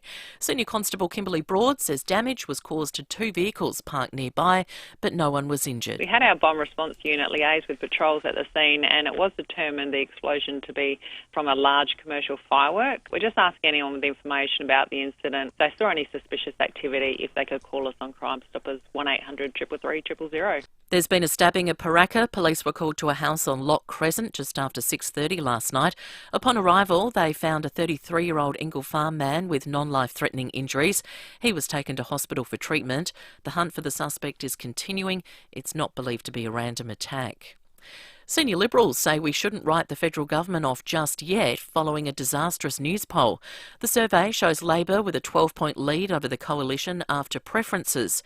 Scott Morrison remains preferred Prime Minister, but the opposition's Anthony Albanese is only 2 points behind. Treasurer Josh Frydenberg has told Nine the government can turn its fortunes around. There's only one poll that counts in politics, that's election day, and many people wrote us off ahead of the last election in 2019, and the Australian people thought differently on election day. McDonald's has been accused of failing to pay workers for 10-minute breaks that they were entitled to every 4 hours. The union is seeking compensation as well as penalties against McDonald's Australia for breaching the Fair Work Act. The mortality rate for blood cancers is expected to double by 2035. Research shows nearly 80% of Australians don't know the symptoms. Leukaemia Foundation Chief Executive Chris Tanti says blood cancer can be mistaken for other illnesses. Symptoms that are consistent with what one might experience if they were getting a flu or the cold, and now with COVID. So people don't necessarily recognise that this is something a bit more sinister. Former US President Donald Trump has teased a 2024 presidential run during a speech in Texas. He's floated the idea of possibly pardoning the January 6 rioters if he wins the White House again. And Meatloaf's back catalogue is still dominating spins on streaming services following his death just over a week ago. Bat Out of Hell has returned to top spot on the Australian albums chart. Now turning to 5AA Sport. Uluru Weekender by private jet, direct from Adelaide. Departs February 25th. Book at ntnow.com.au. And it's over to Jace Kemp. Thank you, Mel. To tennis first, and Rafael Nadal has staged one of the best comebacks of his career to win the Australian Open title. He was down 2-0 against Daniel Medvedev before going on to win in a 5.5-hour marathon. Medvedev says Nadal showed his class the longer the match went on. 2 sets to love up. I was like, come on, just go for him, go for more. Even 5th set, I was just make him run. He was unreal. He was really strong. Like the way he played it, I was even surprised. But of course, we know how Rafa can play. Nadal is now the first man to win 21 tennis majors in singles. To soccer, and 15-year-old Nesteri Irinkunda has become the youngest ever goal scorer for Adelaide United. The teenager sparked a second-half comeback to help the Reds beat Newcastle 2-1. Found him playing at one of our local clubs and we brought him into the program. He's a raw talent, very young, but he's explosive. And you saw that if he keeps working hard and keeps his head down and listens and works on his game, he's can go a long way, like a lot of our young players. While the Matildas lost 1-0 to South Korea in the Asian Cup quarter-finals. Lastly, the Kansas City Chiefs are up 7-0 against the Bengals in the AFC Conference Championship. And that's the 5AA Sport. Now checking 5AA traffic. A new and independent home for BMW is now open on Brighton Road. Visit Glenelg BMW today. At Dry Creek, Cormac Road is closed at the level crossing with detours via Hanson Road and Churchill Road North. Myrtle Bank speeds reduced for works around the intersection of Cross, Glen Osmond and Portrush Roads. Got speeds down to 40 at Hackham, Main South Road near River Road, and cameras today, Tanunda Road, Norriutpa and Tapleys Hill Road at Glenelg North. The wait is over. Survivor begins tonight. For the first time in Australia, they'll play with a member of their own family. Australian Survivor starts 7:30 tonight on 10. Adelaide's most accurate traffic on 5AA. Now the 5AA forecast. There's double the fun with 2 Scott Salisbury homes to win in the Hospital Research Foundation Home Lottery. Mostly sunny, 35 today, partly cloudy tomorrow, 24 and 23 on Wednesday. Right now it's 19 degrees. More news as it happens on 5AA. Gliderall Garage Doors, adding strength, safety and style to South Australian homes for over 40 years. Gliderall.com.au. You're listening to 5AA Breakfast. David Penberthy and Will Goodings. 5 minutes after 7, the Premier of South Australia coming up over the course of the next hour. Stephen Rowe back on deck on this Monday morning. We'll talk the fallout from the Oz Open with Rowie, and very shortly we're going to catch up with Tanasi Kokonaga's tennis coach here in South Australia, Todd Langman from the Glenley Tennis Club in Nova Gardens. Looking forward to that. We'll be discussing Tanasi's incredible start to 2022, because remembering, it wasn't just Oz Open doubles championship for him. He won here in Adelaide in the lead-up as well. So we'll chat with Todd in about 10 minutes' time on that front. The other thing we're going to be doing in the next 10 minutes is giving you clue number 2 in our competition to send a listener off on what would be an extraordinary trip. We've got 5 of these to give away, 1 a day. They're worth $4,000 each. It is a private chartered flight from Adelaide to Uluru, all thanks to NT now. You get your accommodation, your touring, it's all involved. My mother-in-law's done this, she raves about it. I've seen pictures, it looks spectacular. Departs February 25th. You can book now at ntnow.com.au. We will have another clue as you guess Uluru coming up in just a moment. Poor old Chris was the first caller through, and armed with just the one clue so far, a musician who is still performing and releasing music and touring. His guess was Jimmy Barnes. So that's clue number 1. All right, we've got another clue coming up in just a moment. Let's get into some of the stories that are bubbling along this morning behind the scenes. Here's the Prime Minister. Well, the thoughts of the rules. The rules are you've got to be fully vaccinated. They're the rules. They apply to everybody, as people have seen most recently. It doesn't matter who you are. They're the rules. Follow the rules, you can come. You don't follow the rules, you can't. That's the Prime Minister, Scott Morrison. Not talking about Novak Djokovic. I guess it's the next front in the who can come here battle. He's talking about Kanye West, the American musical artist who is, in a very Kanye way, half-vaxxed. He got one dose. Well, then changed his mind. And then he decided it was a case of microchipping in the mark of the beast. I was hoping that they just weren't going to let him in because he stole all those great roofs off Curtis Mayfield. Now, that's his greatest crime. Now, here's the thing. Move on up. We less want to talk about the Prime Minister in the context of his policy on rap music than we do about where he sits right now in the polls, because the first poll of 2022 that's come out this year, first news poll of 2022, tells a pretty extraordinary picture. It's an uphill battle from here for Scott Morrison to return as Prime Minister. The support for the coalition's at its lowest level since the leadership spill in 2018. Two-party preferred, 44 to 56. They trail the ALP. Interestingly, Anthony Albanese now just trails Scott Morrison by 1 point as preferred Prime Minister, which is in and of itself, and you were making this point earlier, David, is remarkable for an opposition leader.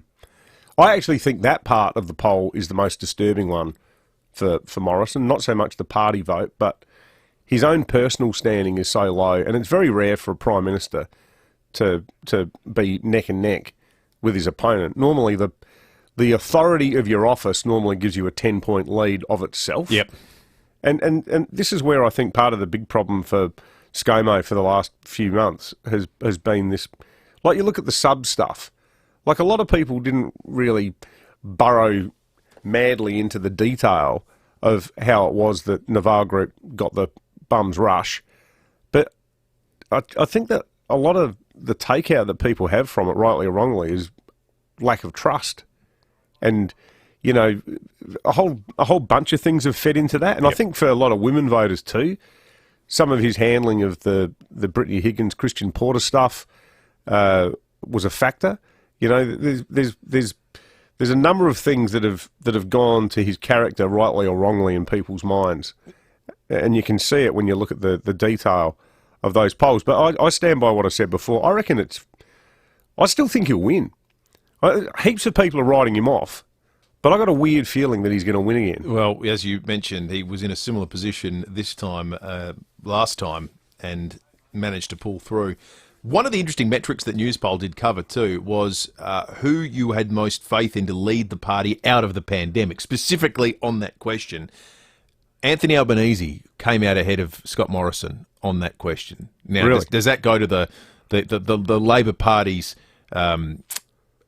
association with being more generous in supporting people? Maybe that's businesses and others saying, well, they're ideologically more given to spending more, and that needs to be the solution? Or is it simply that, look, this bloke's had his go, and well, again, frankly, that goes to authority, and that goes to the fact that Morrison has looked like a bystander more than a leader, because the premiers have wielded all of the power for the last 2 years, and they've consistently shown that they're going to do their own thing anyway. That National Cabinet is not a binding forum, and the most powerful ones are, you know, people who don't like him, people like Dan Andrews, Anastasia Palaszczuk, and the moderates in New South Wales, who've been no real friend of ScoMo at all. Yeah.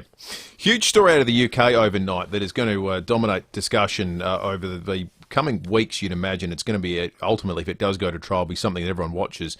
Police are saying they're working to establish the full circumstances after a woman has accused Manchester United and England footballer Mason Greenwood of assault. Well, this all began this morning with a series of images being posted on social media. There were several pictures, one video and an audio clip posted by an account on Instagram. They were very quickly deleted, removed from that platform. Now, we understand a man in his 20s has been arrested on suspicion of rape and assault and is in custody right now. 20-year-old Manchester United footballer who's represented his country. I don't know what the equivalent would be in Australia in sporting terms. I'm guessing it'd be if we had a 20-year-old who'd been playing in the Australian Test side who'd been accused of something like this. The images are graphic and confronting.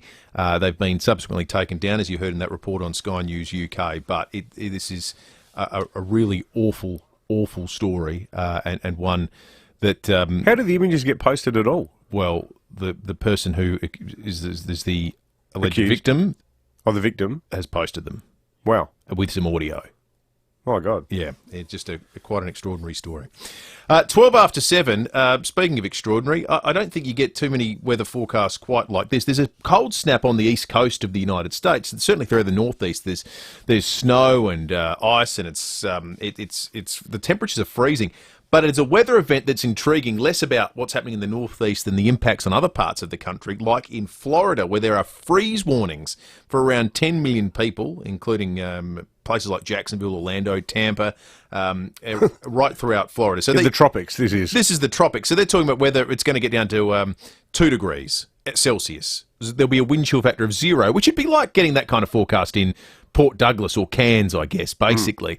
They're not used to it. Neither is the local fauna, and that leads to some pretty strange sorts of things. People in Florida are being warned, look out for falling iguanas. So iguanas sleep in trees, and during a cold snap, well, they're cold-blooded. It can send their bodies into a paralyzed-like shock, and they just kind of like black out. The falling iguana phenomenon has been noted in Florida before. Now, there hasn't been anything quite as cold as this for a decade, but when it does get to that level, iguanas tend to fall out of trees until they thaw out on the ground. So they don't die. It's like they don't die. Mega hibernation. They just suddenly hibernate and hit the ground. My God, imagine being on your way to work or going for your morning stroll and you get hit in the head by an iguana. That'd be a bad start to the day, wouldn't it? Struck by a phenomena that's called isolated falling iguanas. It's a true thing. It's happening there at the moment. It's a very odd place, Florida. 14 after 7. It's not where we're sending you for our wonderful holiday, thanks to NT Now. It's much closer to home and for the moment, significantly warmer. Although overnight it can be pretty cool there. Oh, yeah. Huge differential in the temperature. This trip, though, is with all the comforts. You go private jet, you fly from Adelaide. But you go to private jet, you don't have to go through the sort of, line up like a schmuck. No.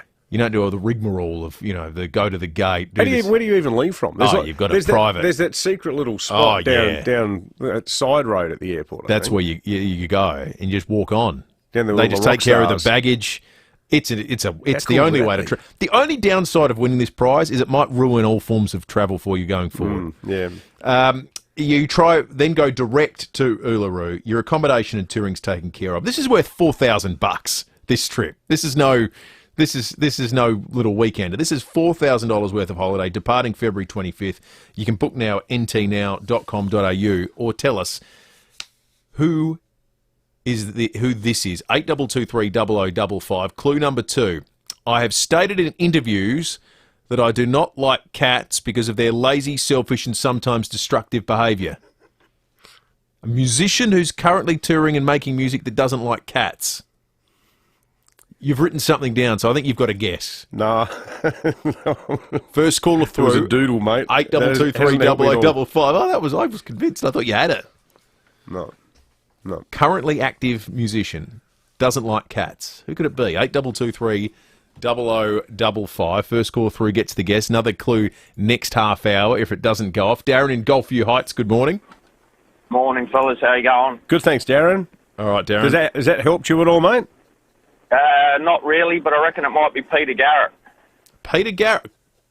Is Peter Garrett still touring? Yeah. Is he still writing music? They're doing their farewell tour now, aren't they? Is he writing music? Yeah, well, they released that Mankara project last year or so. He, as an environmentalist, I'm guessing he's not pro-cats. No, he wouldn't like them. No. Okay, let's have a look. Oh, unfortunately, Darren, it's not Peter Garrett. Oh, I thought that was a good guess. Yeah, me too. I thought that was a good guess. All right, another clue coming up in the next half hour. Have that number plugged into your phone, 8223 0055, and you'll hear it after 7:30. Let's check traffic now, thanks to Glenelg BMW. They do a wonderful job. Head in and check them out on Brighton Road. Thanks, Will. At Bramah Lodge, reports of a smash on Park Terrace near Fendon Road. Dry Creek, Cormac Road is closed at the level crossing with detours via Hanson Road and Churchill Road North. Ovingham got works there and speeds reduced to 40. Torrens Road at Churchill Road with cameras today. Tapley's Hill Road, Glenelg North. West Beach Road, West Beach and Greenock Road at Norriutpa. Downsizing? No compromising. Storage King has hassle-free storage solutions. Their expert team will customise a storage plan just for you. Visit storageking.com.au. Adelaide's most accurate traffic on 5AA. Leon Biner. The Adelaide Football Club has had its bid to build a community facility at the former Brompton Gasworks rejected for more medium-density housing, retail and business. Now, this plan would have incorporated 57% open space accessible to all. The winning bid, 25% accessible to the few who can afford it. 9 till 12 weekdays. Truth is, we don't take the space, we take the money. SSA as Leon Biner. SSA as AA. The next state election is in March 2022, and with over 7,000 jobs available, the Electoral Commission of South Australia needs your help. So if you want to earn some extra cash and help deliver democracy in South Australia, search SA Election Jobs to find an election job that suits you. The wait is over. Survivor starts tonight. Survivor's ready! Australian Survivor, Blood versus Water. Starts 7:30 tonight on 10. Can't wait. Now it's a new year, but one thing that hasn't changed is Adelaide's scorching summer. Keeping cool can often mean big electricity bills. But thankfully, Zen Energy is changing the way we think about energy in Australia. The new year is a great time to kick off with positive choices, so why not join the charge to a better future? Solar and battery solutions are the best way to reduce your carbon footprint, cool your home, heat your pool, and save money on your power bills. So take the heat out of summer with Zen Energy. Enjoy all of the fun of summer with energy generated by solar power and stored in a battery to use when you need it most, like keeping the beer fridge cool, powering your sound system and keeping on your party lights. Contact the guys at zenenergy.com.au, Adelaide's most trusted renewable energy providers, and keep cool this summer. Yeah, they say if you want love, you give love. If you need help, help someone else. My identity was linked as a victim. And as soon as you start doing things for others, your identity changes and your value in you changes. So I'm not that victim anymore. You know, I've been able to take that and make good out of it. A Fire Inside. Streaming on 9 now. Made possible by NRMA Insurance. 9 News is the one that's always been live and local. 9 News, made in Adelaide for Adelaide. Check out Gliderroll Garage Doors' new Timber Look Native Series sectional doors. Gliderroll.com.au. You're listening to 5AA Breakfast. David Penberthy and Will Goodings. 20 after 7, Stephen Rowe back on deck. We'll talk sport with rowing in just a moment, but on the question of sport, how about the start to 2022 for Tanasi Kokonakis? Won his first ATP singles title here in his hometown of Adelaide, then won the doubles title at the Australian Open alongside Nick Kyrgios. His coach is Todd Langman from the Glenleigh Tennis Club in Nova Gardens, and he joins us on 5AA Breakfast now. Todd, good morning to you, mate. Morning, how are you? We're good, thanks, Todd. I'll tell you what, we were talking to Tom Wren, who's, luckily for Tom, he's been there for the last 2 weeks covering the Open and called the game on Saturday. What a remarkable result. What about the atmosphere too? Yeah, it was pretty incredible.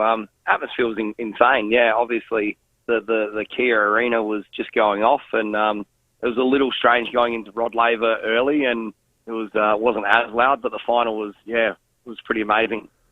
So in terms of Thanasi, he's had a hellish road injury-wise, hasn't he? This was pretty remarkable that he managed to get his career back on track, given what he's been through.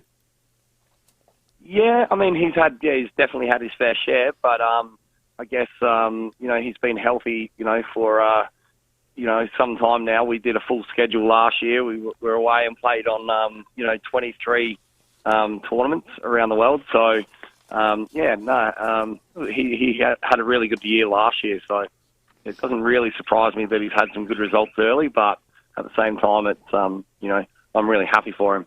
As his coach, would you like to see him continue with the doubles, or is it a bit of a distraction? No, I think it's just something you've got to balance. Some tournaments, it is really good to play, obviously, the slams, because it pays more, but, the balance for him is important, but generally when he's playing more doubles, his all-round game is just a little bit tidier. He doesn't love to spend too much time on the practice court at net, so getting the doubles in definitely helps. So what's next up then? Where do you reckon he can add to that singles title he won here earlier in the year?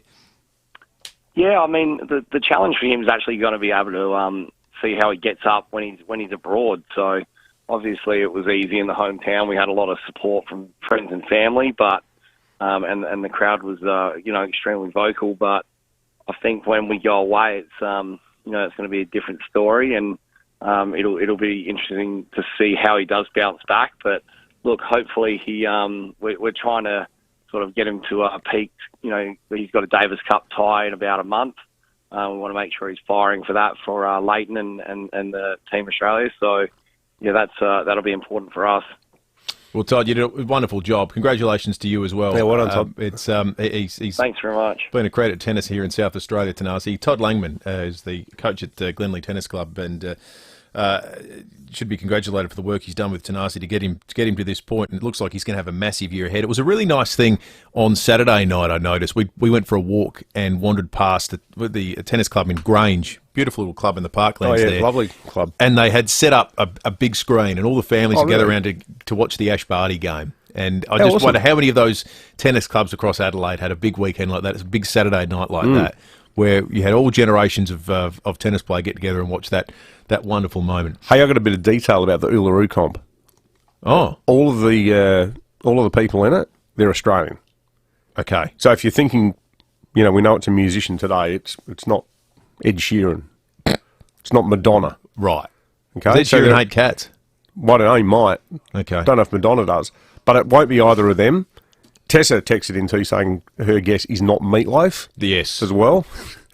He's ineligible. Yeah, that's right. So the guests are all, the guesses, they're all Australians, and they are all still alive. All right, good stuff. We've got another clue coming up after 7:30. Let's keep it on sport. Stephen Rowe joins us. He's back on deck. Rowie, good morning to you. Oh, Pembo and Will, good morning. Good to be back. Good to be in the land of the living, thank God. Yep, you don't want COVID, I can tell you that right Mate, you here and sound now. vastly better than you did when we spoke to you last week. Yeah, other than being a little bit short of breath and a bit fatigued. No sookie la la here. I'm back with the shoulder to the wheel, Pembo. And Good I work, think mate. the sporting weekend belongs to Ash Barty, doesn't it? What a win. What a fortnight. The pressure was just next level. For me, it was another, I guess, a Kathy Freeman sporting moment. I just love how she goes about it. Makes you so proud to be an Aussie, doesn't it? She's just a ripper. Mate, I've got to say, that tie break in the second set, given she was 5-1 down... Yep. And it looked like mentally it was all swinging her opponent's way. But the way she just was so ruthless in the tie break. And what about the winner? What about the shot she just plucked out of nowhere to win the championship? It was a stunning bit of tennis. Oh, look, it was fantastic. At about time, it was great. Big drought between the last two. And last night I sat up, didn't watch it all, but Rafa was 2 sets down against Medvedev. He wins in 5. It's his 21st Grand Slam. We've heard it in the FIVEaa news. Probably his best. The man is an absolute freak. I loved his quote. He said, I can lose, I can win, but I just can't give up. He is just an absolute warrior, isn't he? How did he win that? I mean, honestly. I couldn't believe it, mate. I went to bed at 3-2 Nadal in the fourth set, and I was in two minds. I thought, it just felt like it was going to be one for the ages. But when I woke up and hit refresh on my phone this morning, I think I woke Kate up. I just went, what? Like he actually won? I know. I was so glad he beat Medvedev too. I know everyone needs to be a villain. He's got a head in him like E.T. I'm just so glad he knocked him off. Well, he has. Have a look at the size of his forehead. I tell you what, you could use him as a sight screen at the cricket, that bloke. You know what?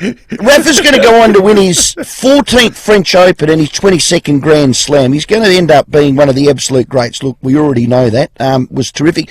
Great you spoke to Thanasi Kokkinakis' coach. What a great win he had. What a summer he's had. 6 years of absolute heartache with injury. To win a Grand Slam now in the doubles was just next level. Still not sure about the crowd yet. I know they're attracting a different crowd, but yeah, I'm not too sure. I'm a little bit of a traditionalist there. There is something. What about you guys?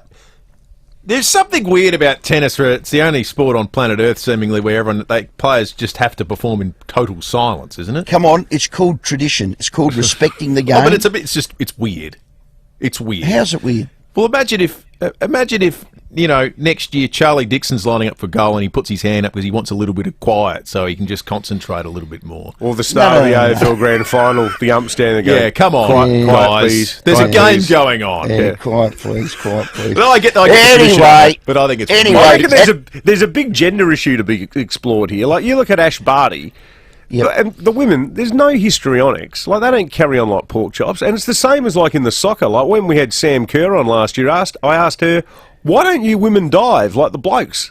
Like, it's terrific that they don't. Like, they will keep their feet, but it seems to be the male tennis players who are the ones who got the real, the wiring in the brain isn't quite right. Well, not all of them. I don't see Rafa carry on or Federer carry on. No, but you see plenty of them carrying on. Yeah, that's true. Hey, you spoke about the Matildas. Goodness me, they stunk it up. I watched that against South Korea. They're out of the Asian Cup. It's our worst finish ever. And I think their coach is in trouble. I think he's goodbye. See you later, alligator, up your nose with a garden hose. Fair dinkum. How did they lose that to South Korea?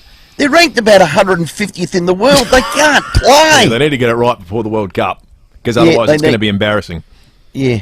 Okay, and just one last one. We've got Mitch Stark on tonight. Looking forward to that, the AB medalist. Warney said he wanted him out of the team. He goes on to be the Cricketer of the Year. Good on you, Warney, you tosser. All right, good one. I'm back. Can't wait. You little beauty. And good to hear your voice, Pembo and Will. I miss you too. We miss you too, mate. Good to have you back. We'll see you in See you, man. I don't believe any part of what Rowie said about being short of breath. No, 28 minutes after 7. He didn't take one. Right now, SA Ambulance Service has never been busier. 000 ambulance emergency. So I was fishing on a boat and the hook is stuck in my nose. But every day, 000 receives more and more trivial calls, My husband fell down and he's broken his big toe. stopping them from getting to the real emergencies. I've got a really bad jaw pain from brushing my teeth too hard. For non-emergencies, visit the Health Direct website and save 000 for when it matters. With over 300 destinations, G'day Parks is Australia's largest network of holiday parks. That means it's also Australia's largest network of... Australia's largest network of... Dinner's ready! Australia's largest network of... And Australia's largest network of... Download the app or book online at g'dayparks.com.au. It's easy. The hard part is leaving when the holidays are over. G'day Parks. Here's good. Now, if you're thinking of a pool in your backyard, now be aware of this.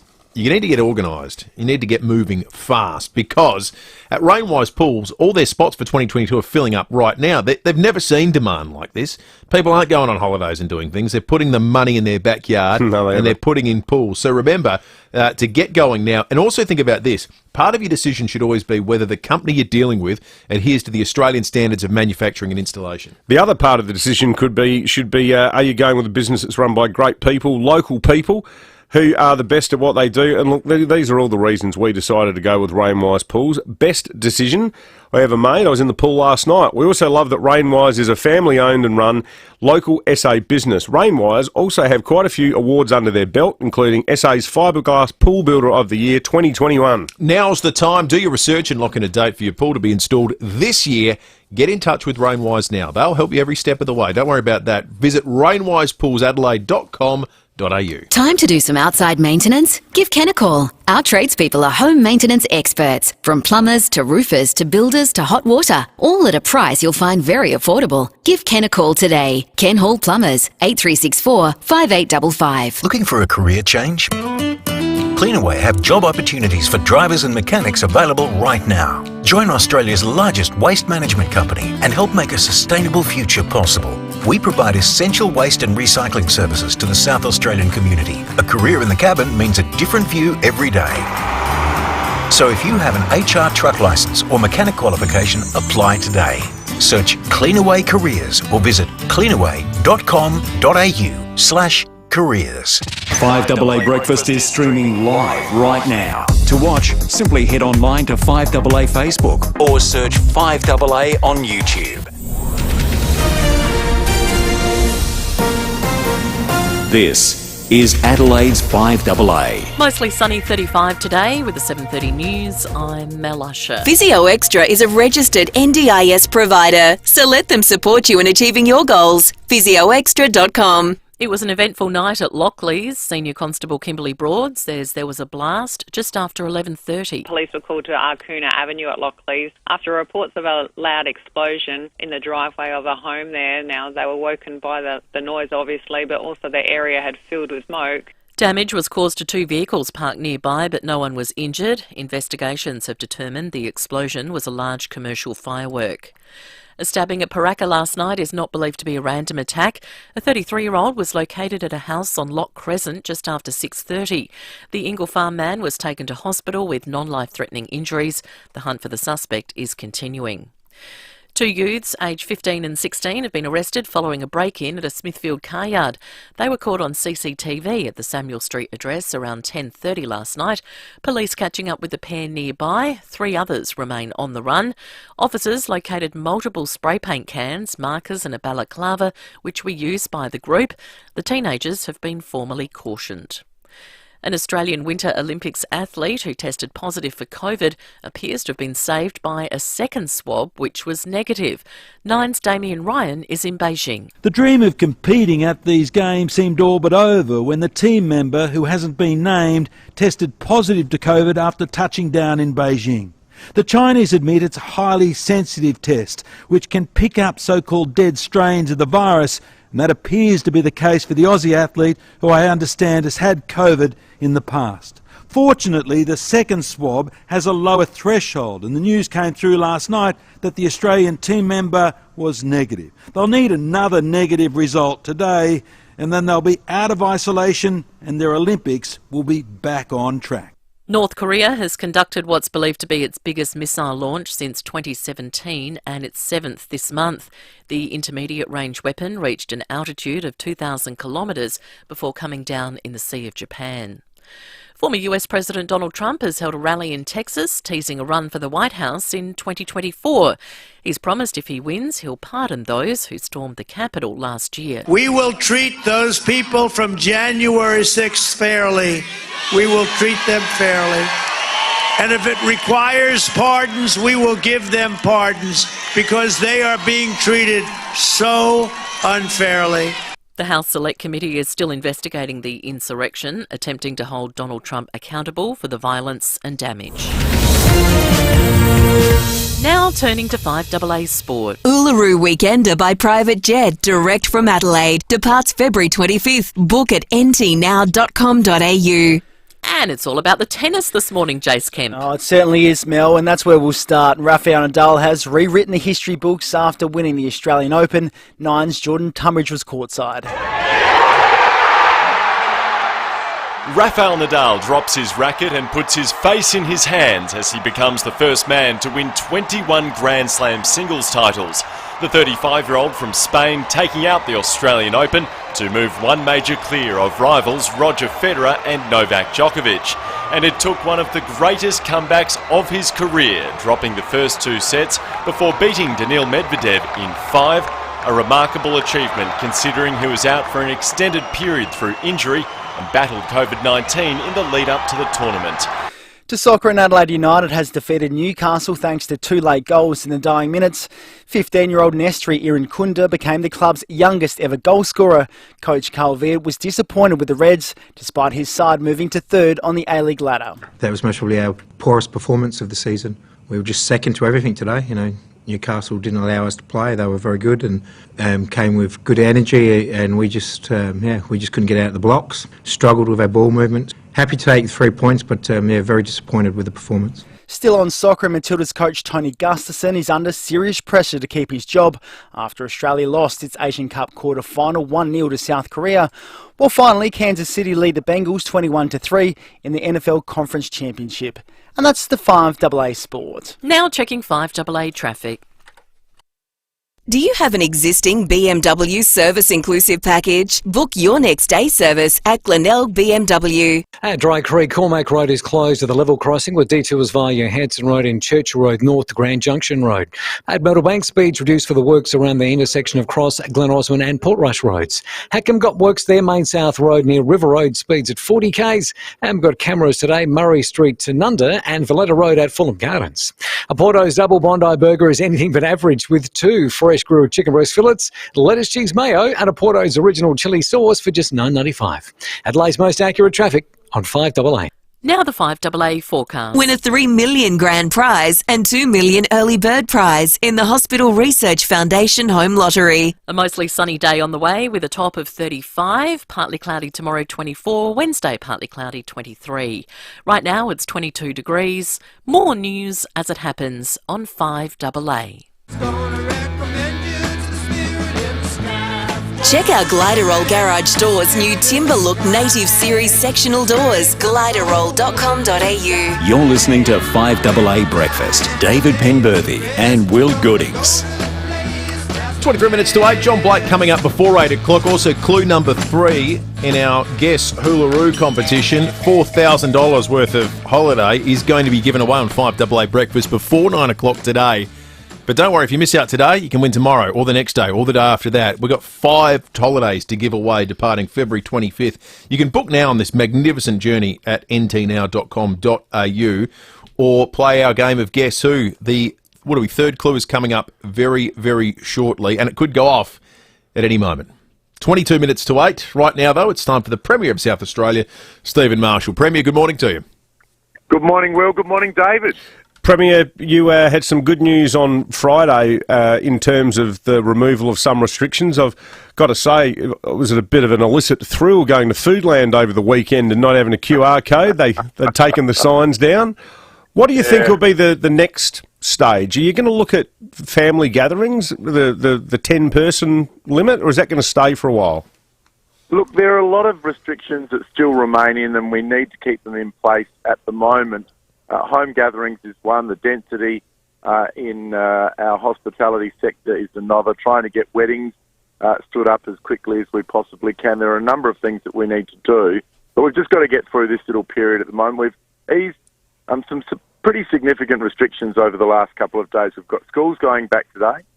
We've got people going back into their offices in the city, and there is significant increased foot traffic in the city at the moment. I'm on King William Street as we speak. And then, of course, we've got that density restrictions. We'll let that settle in for the next couple of days. We'll monitor it. We should be in a good position in the coming weeks to further reduce our restrictions. We're past that peak in South Australia, but the last thing we need is a massive second wave. So, look, we'll do this. We'll do it cautiously, but I think we're still the first state in Australia to get our workers in the city back. Most of the states have still got that work from home order in place. Premier, the opposition were critical on Friday of your announcement about financial assistance that had been announced for business. They say, given it only applied to those who had received assistance before, effectively it was too narrow. Is there any plan to broaden it out and give more businesses an opportunity to be the recipient of it, or are you satisfied that as designated it's broad enough? Well, surprise, surprise, the Labor opposition are whinging. We've had the most generous support for business in the entire country. I note yesterday there was a big headline in New South Wales in terms of support, but when you drill down to it, South Australian businesses ended up much, much better off. We do have a focus on hospitality, tourism and fitness with the program. We've had 2 rounds announced so far in the last couple of weeks, but there is also a catch-all, Will, so that if businesses are outside those sectors and they have demonstrated significant reduction in their turnover compared to prior periods, well, then they're also eligible. So it is the most generous in the country. We kept hearing that New South Wales and Victoria had a massive support package to announce. As it turns out, South Australians are still much better off. Premier, I don't know any parents who are thrilled with the back-to-school arrangements. I think most people, and certainly the feedback that we've had here on the show, is that they're confusing, they're ad hoc. I know that I've got a son in grade 1, and when he goes back to school on Wednesday, he's in a composite grade 1, grade 2 class. Half the kids aren't going to be there. They're going to be learning remotely. How do we make sure, and can you please reassure us that it is the priority of you, the education bosses, that learning from home does not drag on throughout the school year? Well, just look at our record. We've had the fewest days learning from home of any state right throughout this pandemic, and that's going to continue. But the very clear advice that we got was that we really needed to stagger this start to reduce the number of infections.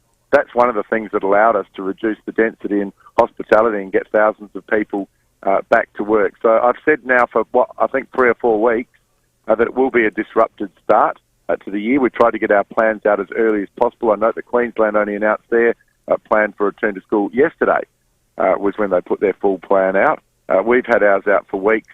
It has been a difficult start to the year for many businesses and families, but I think once school goes back, so classes start as of Wednesday this week, face-to-face for about 40% of our students. The remainder goes back on the 14th of February. And then I'm very hopeful that we'll be well past that peak in South Australia, and we'll be reducing our restrictions further and getting back to a sense of normality. While other states will be, of course, dealing with Omicron, states like Western Australia who are only just sort of starting to feel the effects of Omicron right about now. The Great State Vouchers are aimed at getting people out and about and experiencing South Australia, and there seems to be a need now to convince people that there is a reason to go out, that it is safe to go out, to get them used to going out again. As we enter a period in South Australia, we've got the Fringe and a really big period for the arts coming up, an industry that's been totally smashed by the pandemic over the last 3 years. Is there any scope, do you think, to incentivising people to go out and go to those sorts of public events and by extension, therefore, going to restaurants, booking nights in hotels and doing things like that for the CBD? Absolutely. And in fact, Will, on Saturday morning, we not only announced our 8th round of support for small business affected by Omicron and the coronavirus, but we also announced a massive stimulus program, great state vouchers, vouchers to go out and dine in the CBD, major event support that underwrites them during this period, and working with the Lord Mayor and the Adelaide City Council on a range of projects which are going to get people out and about. My strong message to all South Australians is it is safe to go out. We know that our hospitality sector and our arts sector have done it extraordinarily tough over the last couple of years, probably less so in South Australia than many other places, but still they've done it very tough here. And so the best thing we can be doing as South Australians is to go out and safely support them. We know that we've got COVID marshals in all those venues. We know that the owners have put a huge amount of effort in to protect their patrons, also their staff. And so my strong message is if you can book to go to your favourite cafe or restaurant, pub or club, you'll be doing South Australia a favour because this will get thousands and thousands of people back to work, and it's now safe to do so. Premier, what would you say to the many Crows fans who were bombarding us with messages on Friday expressing their disbelief at the fact that the government didn't actually step in, do more, and say that the Crows project was something of state significance, it was something that was going to be a huge benefit to the people of Bode and Brompton, and that the last thing South Australia, particularly that part of Adelaide, needs is another pile of apartments, particularly some that are being built by some cashed-up Melbourne property developer? I think it's a very unfortunate way that you put it there. This is an excellent development, and one of the things that we do need is more affordable housing in South Australia. David, that's been a derelict site for decades and decades and decades. We've put it out to the market. When you put it out to the market, how do you say, well, look, thanks very much, everybody, for putting in your submissions, but we've made a captain's call here to ignore all those people. Many of them put hundreds of thousands, if not millions, into their submissions for that site. And really doing a lot of detailed work, and then say, look, we've actually made a choice the other way. There'd be major probity issues. We're a different government from the previous one. It was a unanimous recommendation from the Renewal SA board. I think, as you would appreciate, it would be a very courageous government which would say, well, look, we're going to overturn a market process, a unanimous recommendation. But isn't there an argument? I'm not saying you do it at the end of the process. Couldn't there have not been a process? Couldn't the government have said, hey, the Crows are a huge organisation, and in the same way that Port's now getting its headquarters all sorted out at Alberton, they need a home. So we're going to find some land. We're going to sit down with them and work something out, particularly after all the nonsense they went through with the City Council. Yeah, well, I'm not going to comment on the City Council. A lot of people think that would have been the ideal site. As you know, the state government, my government's put a huge amount of money into redeveloping Theberton. That was the Crows' preferred option. This land went out to the market, but once you've got a market process in place, I just don't think it's possible to overturn that. Now, I can't go into the details of the bid. In fact, I don't have all the details of the bid. It's managed by Renewal SA. They're independent of the government. And as I said, it's not a good government. It's not good practice just to overturn those processes. It has sat there absolutely derelict for decades and decades. I'm convinced there's huge open space, good affordable housing, very good heritage restoration of that site. And it's going to be absolutely fantastic. And I think the Crows will now look at the Theberton site, which, as I said, we've put a huge amount of money in. So is the local council down there in West Torrens, and so is the federal government. It's going to be a fantastic precinct. Good stuff. Premier Steve Marshall, thanks very much for joining us this morning on 5AA. Thanks, guys. My mower, the Crows didn't even come second in the bidding process. Oh, really? No. My understanding is that it was one of the other big developers came second. And it raises the question, what was the criteria? Was the criteria going to be community value, or was it always going to be who can build the most apartments?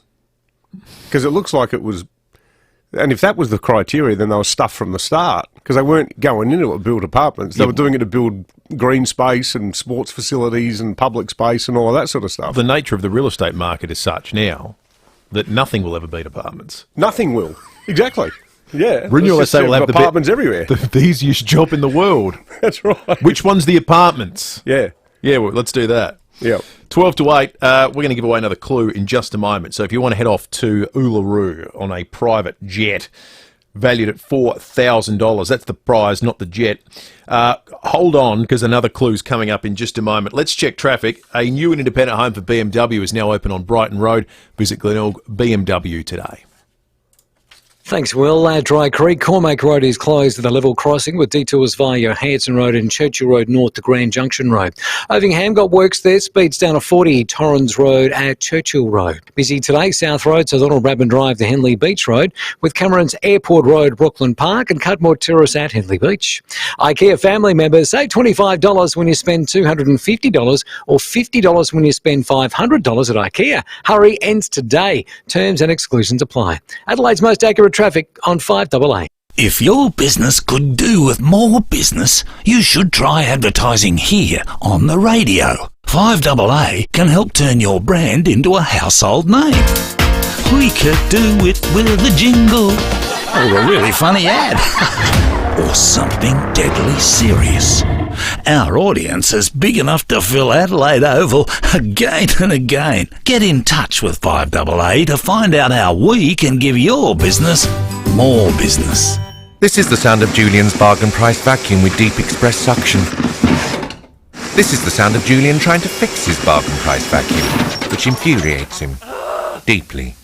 Yes, this is the sound of bargain regret. When it comes to the important stuff, like insurance, don't risk it. Go to Amy instead, who offers great value cover you won't regret. Amy does.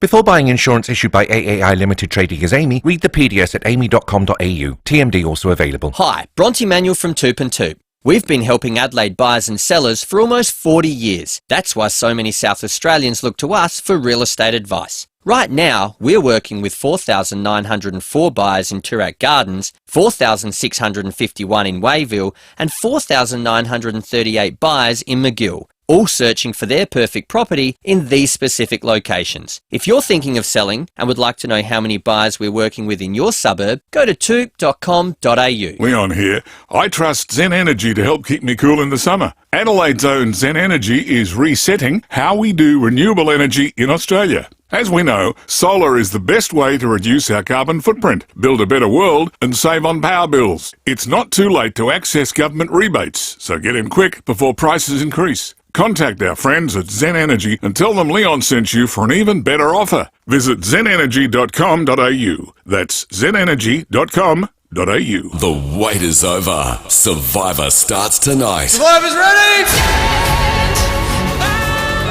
Australian Survivor, Blood versus Water. Starts 7:30 tonight on 10. Can't wait. 5AA Breakfast is streaming live right now. To watch, simply head online to 5AA Facebook or search 5AA on YouTube. Gliderall Garage Doors, adding strength, safety and style to South Australian homes for over 40 years. Gliderall.com.au. You're listening to 5AA Breakfast. David Penberthy and Will Goodings. 9 minutes to 8. I have clue number 3 in my hand. 3 somewhat relevant to the clue as well, because clue number 3 is I've won 3 ARIA awards. I've won 3 ARIA awards. 82230055. If you can guess who's you haven't in won. Uluru. You haven't won 3 No. ARIA awards, The subject of Guess Uluru has won 3 ARIA awards. No, I most certainly haven't. I haven't even won 1, David. You were nominated though, were you? Oh, we got very close. Yeah, well, you know, it's all politics, isn't it? It is. I mean, I don't really believe in it. I just said to my people, we don't go for that. I say that about those ACMA things. Oh, yeah. Whatever. No, that's ACRA. ACRA. ACRA is the award. ACMA are the ones that investigate you when you do something wrong. No, you can't say to them, you're not really into it. All thanks to NT Now, Uluru Weekender by private jet, direct from Adelaide, including accommodation and touring. Departs February 25. Book now at ntnow.com.au. The weather today, 22.5 outside at the moment, with a top of 35. So today will be hot, but then it drops away a bit. You get some relief in the middle of the week. 24 this top tomorrow, 23 on Wednesday, 25 Thursday, and then we start getting back to full warmth, easing up slowly on Friday to 28. Saturday will be 31 and Sunday 32. Tony in Aberfoyle Park was the first caller through on 82230055 for Guess Uluru. Tony, good morning. Good morning. So have you heard all the clues so far, Tony?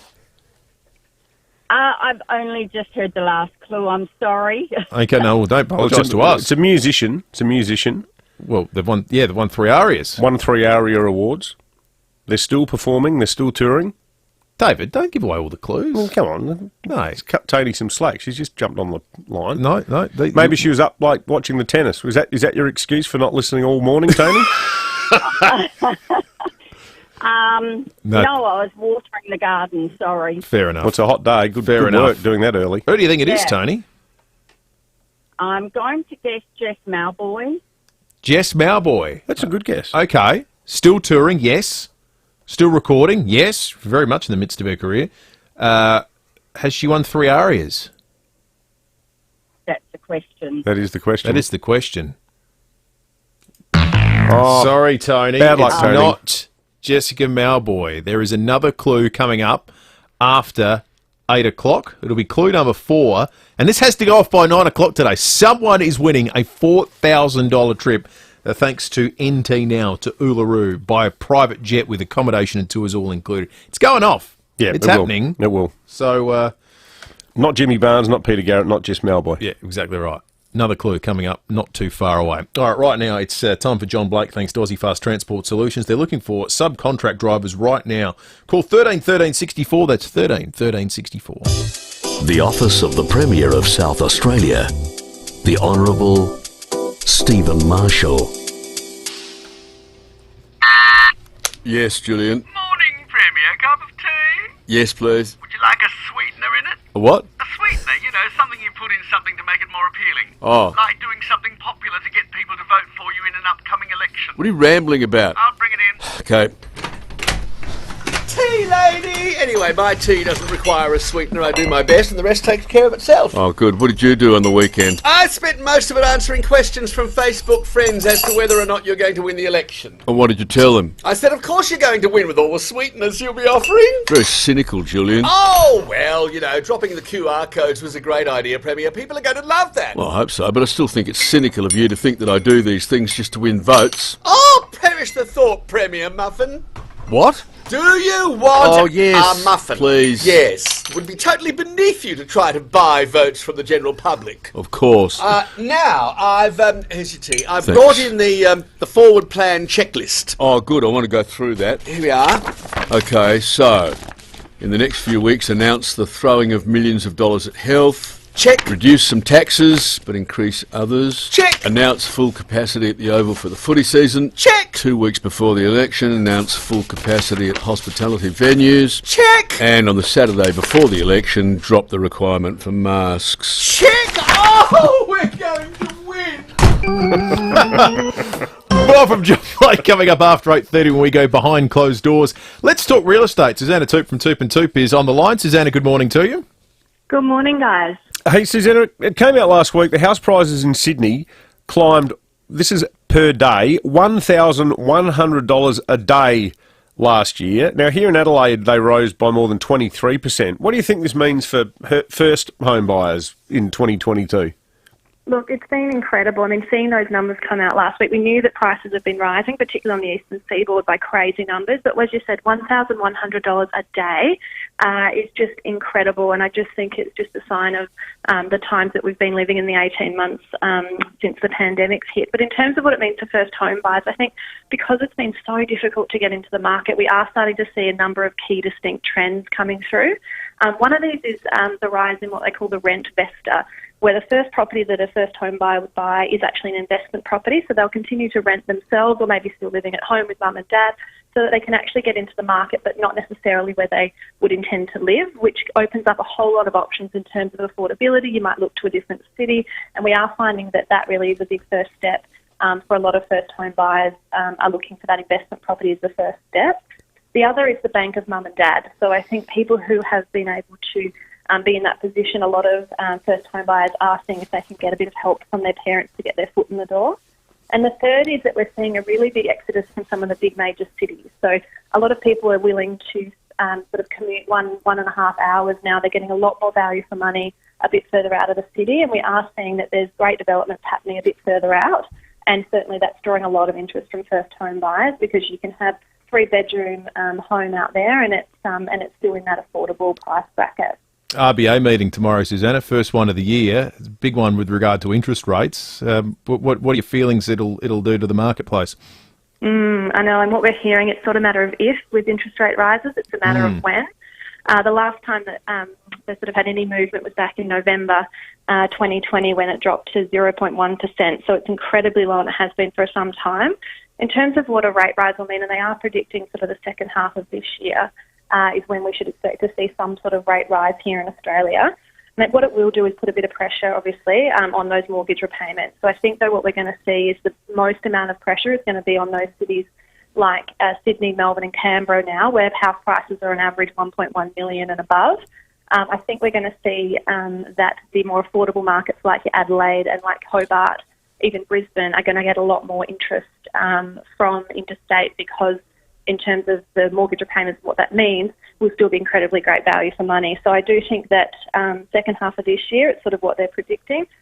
Bit of pressure, obviously, going to be putting on a lot of households right across the country, but I do think that it's been incredibly low for some time, and let's just hope they sort of, if they are doing any rate rises, that they're very small at this stage. Yeah, absolutely. Good on you, Susanna. Susanna Toop from Toop & Toop Real Estate with our weekend real estate wrap. We'll talk more about that with Koshy after 8:30 today. How many milliseconds will it take for the banks to pass them on in full? Oh, there isn't a unit of measurement quick enough. Now, the other thing, Jess Mauboy, 2 ARIA Awards. So didn't quite satisfy all the clues. There's another one coming up shortly. Introducing the all-new Kia EV6, our first fully electric high-performance vehicle. With ultra-fast charging and over 510 kilometres of driving range. The Kia EV6 has advanced tech, a 12.3-inch panoramic curved display and 0 emissions.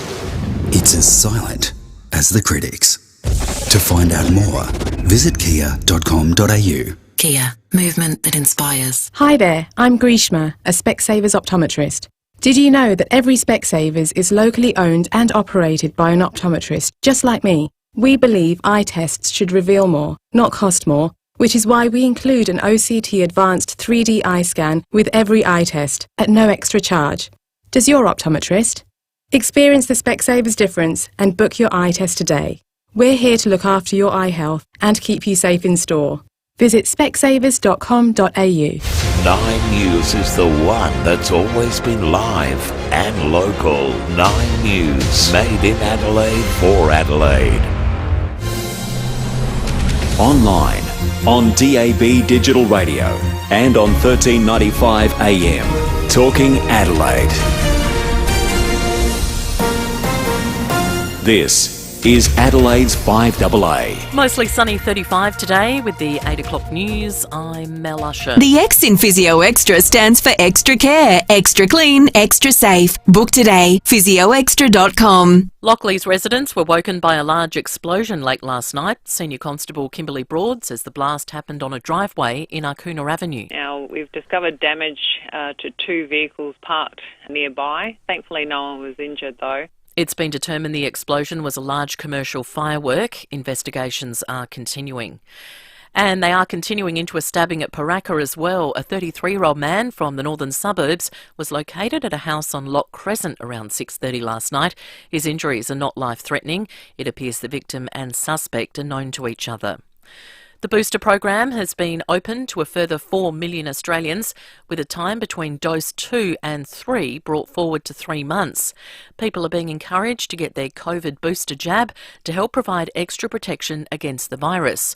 COVID-19 Task Force Commander Lieutenant General John Fruin has told Today there is plenty of vaccine supply. There is every opportunity for people to get vaccinations. It's very simple now. There are walk-in opportunities around the country. Again, it's really just about people, making that choice, taking the time to get in and get vaccinated, but it is really important. Teachers are preparing for a staged return to the classroom this week. Children of essential workers and vulnerable students are heading back today, but only for supervision. Premier Stephen Marshall has told David and Will lessons begin on Wednesday. It will be a disrupted start, so classes start as of Wednesday this week, face-to-face for about 40% of our students. The remainder goes back on the 14th of February. And then I'm very hopeful that we'll be well past that peak in South Australia and we'll be reducing our restrictions further and getting back to a sense of normality. US Secretary of State Antony Blinken will visit Australia in mid-February for a meeting of the Quadrilateral Security Dialogue foreign ministers. Leaders from India and Japan will join their US and Australian counterparts in Melbourne for the two-day summit. The Australian reports the crisis in Ukraine and threats to national and regional security will be top of the agenda.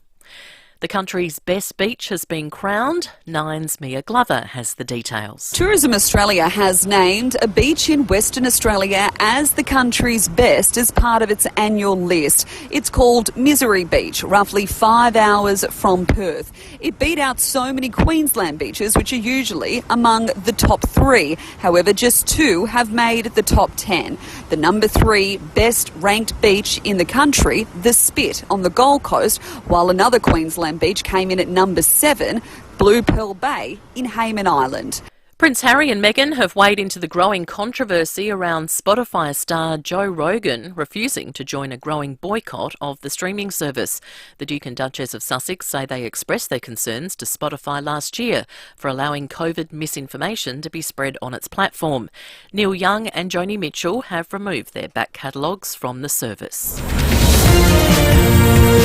Now turning to 5AA Sport. Uluru Weekender by private jet, direct from Adelaide. Departs February 25th. Book at ntnow.com.au. Here's Jace Kemp. Thank you, Mel. To tennis first, and Rafael Nadal has staged a remarkable comeback against world number 2 Daniil Medvedev to win the Australian Open. It's Nadal's 21st Grand Slam title, the most of any tennis player in history.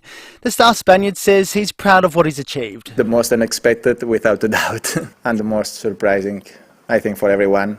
For me personally, especially, because I know how I arrived here. So I don't know. It's been a very emotional night. To soccer, and Adelaide United has moved to 3rd on the A-League ladder after beating Newcastle 2-1. The win sparked by 15-year-old Nestori Irankunda, who became the club's youngest ever goal scorer. Nestori Irankunda, what a goal! Irankunda, the 15-year-old, the backflips, extraordinary. Adelaide United's youngest ever goal scorer in the A-League men's competition. Yeah, amazing stuff there. Meanwhile, the Matildas Asian Cup campaign is over after losing 1-0 to South Korea in the quarterfinals. Sam Kerr missed a golden chance to score in the 75th minute. With Sam Kerr, and she puts it wide, and she can't believe it. I don't think anyone can believe it. That audio thanks to Network 10. In the NFL, the Chiefs lead the Bengals 21-10 in the Conference Championship. Quarterback Pat Mahomes throwing 3 touchdowns in the first half. Mahomes dancing around, spinning around twice, finds freedom, and in the end zone, he finds Kelsey. They connect again for a touchdown. That audio thanks to ESPN. The winner will play either the Rams or the 49ers in the Super Bowl. And that's the 5AA Sport. Now checking 5AA traffic. A new and independent home for BMW is now open on Brighton Road. Visit Glenelg BMW today. At Dry Creek, Cormac Road is closed at the level crossing there. Got a few detours in place, including Johansson Road and Churchill Road. Myrtle Bank, speeds reduced there for the intersection upgrade works of Glen Osmond Road and Fullerton Road. Slow going at the moment. Got some works at Hacker Main South Road near River Road, speeds at 40 k's. Cameras this morning, Cardmore Terrace, Henley Beach, George Street at Thibberton. The wait is over. Survivor begins tonight. For the first time in Australia, they'll play with a member of their own family. Australian Survivor starts 7:30 tonight on 10. Adelaide's most accurate traffic on 5AA. Now the 5AA forecast.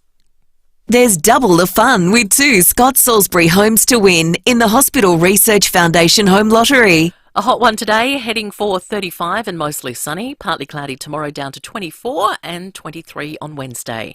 Right now it's 23 degrees. More news as it happens on 5AA.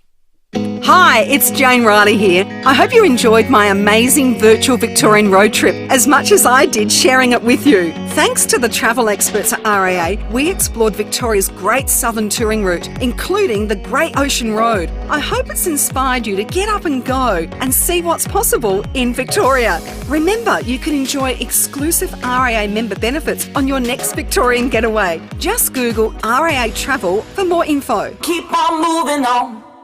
Australia's making positive energy and there's more on the way. It's all part of our plan to reach net zero by 2050. We're rolling out rooftop solar at record levels, expanding Snowy Hydro, so it's the biggest battery in the Southern Hemisphere, and investing billions in projects like hydrogen hubs and seaweed for feed, yum, which means more jobs and even less emissions, helping us reach net zero by 2050. Find out more at positiveenergy.gov.au. Authorised by the Australian Government, Canberra. Gliderall Garage Doors, adding strength, safety and style to South Australian homes for over 40 years. Gliderall.com.au. You're listening to 5AA Breakfast. David Penberthy and Will Goodings. 8 after 8. I've had a little sneak ahead, David. I know we weren't meant to do this, but I've had a look at the next clue in our NT Now competition for this morning's $4,000 trip to Uluru with your private jet and your accommodation and tours all part of it. I reckon it could go off in the next 10 minutes. Seriously? It could go off. Clue number four is coming up very, very short. Just stop trying to number them because very soon I'm going to run out of fingers. We will give that clue away in just a moment. Breaking at 8's coming up as well, of course. We'll take you through some of the news stories of the morning. Also, big TV night. Survivor starts tonight on Channel 10. Blood v. Water. Blood v. Water, which is only disappointing insofar as our suggestion to Jonathan Lapali last time we spoke to him was Man v. Merlot, Survivor Barossa. And it didn't get Hasn't up. happened yet. So we will be talking to him about that. And drinking Merlot. We came up with an alternative for them at a time where they can't go to Fiji. So we will be raising that with Jonathan Lapali very, very shortly. Right now, it's time for Breaking at 8.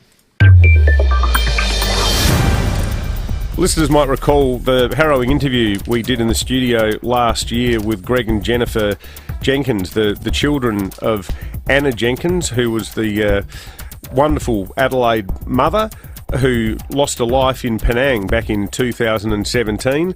Anna Jenkins was a devoutly Christian woman, very family-minded woman, and she went back to her ancestral home to visit her ailing mother, who lives in a retirement village in Georgetown.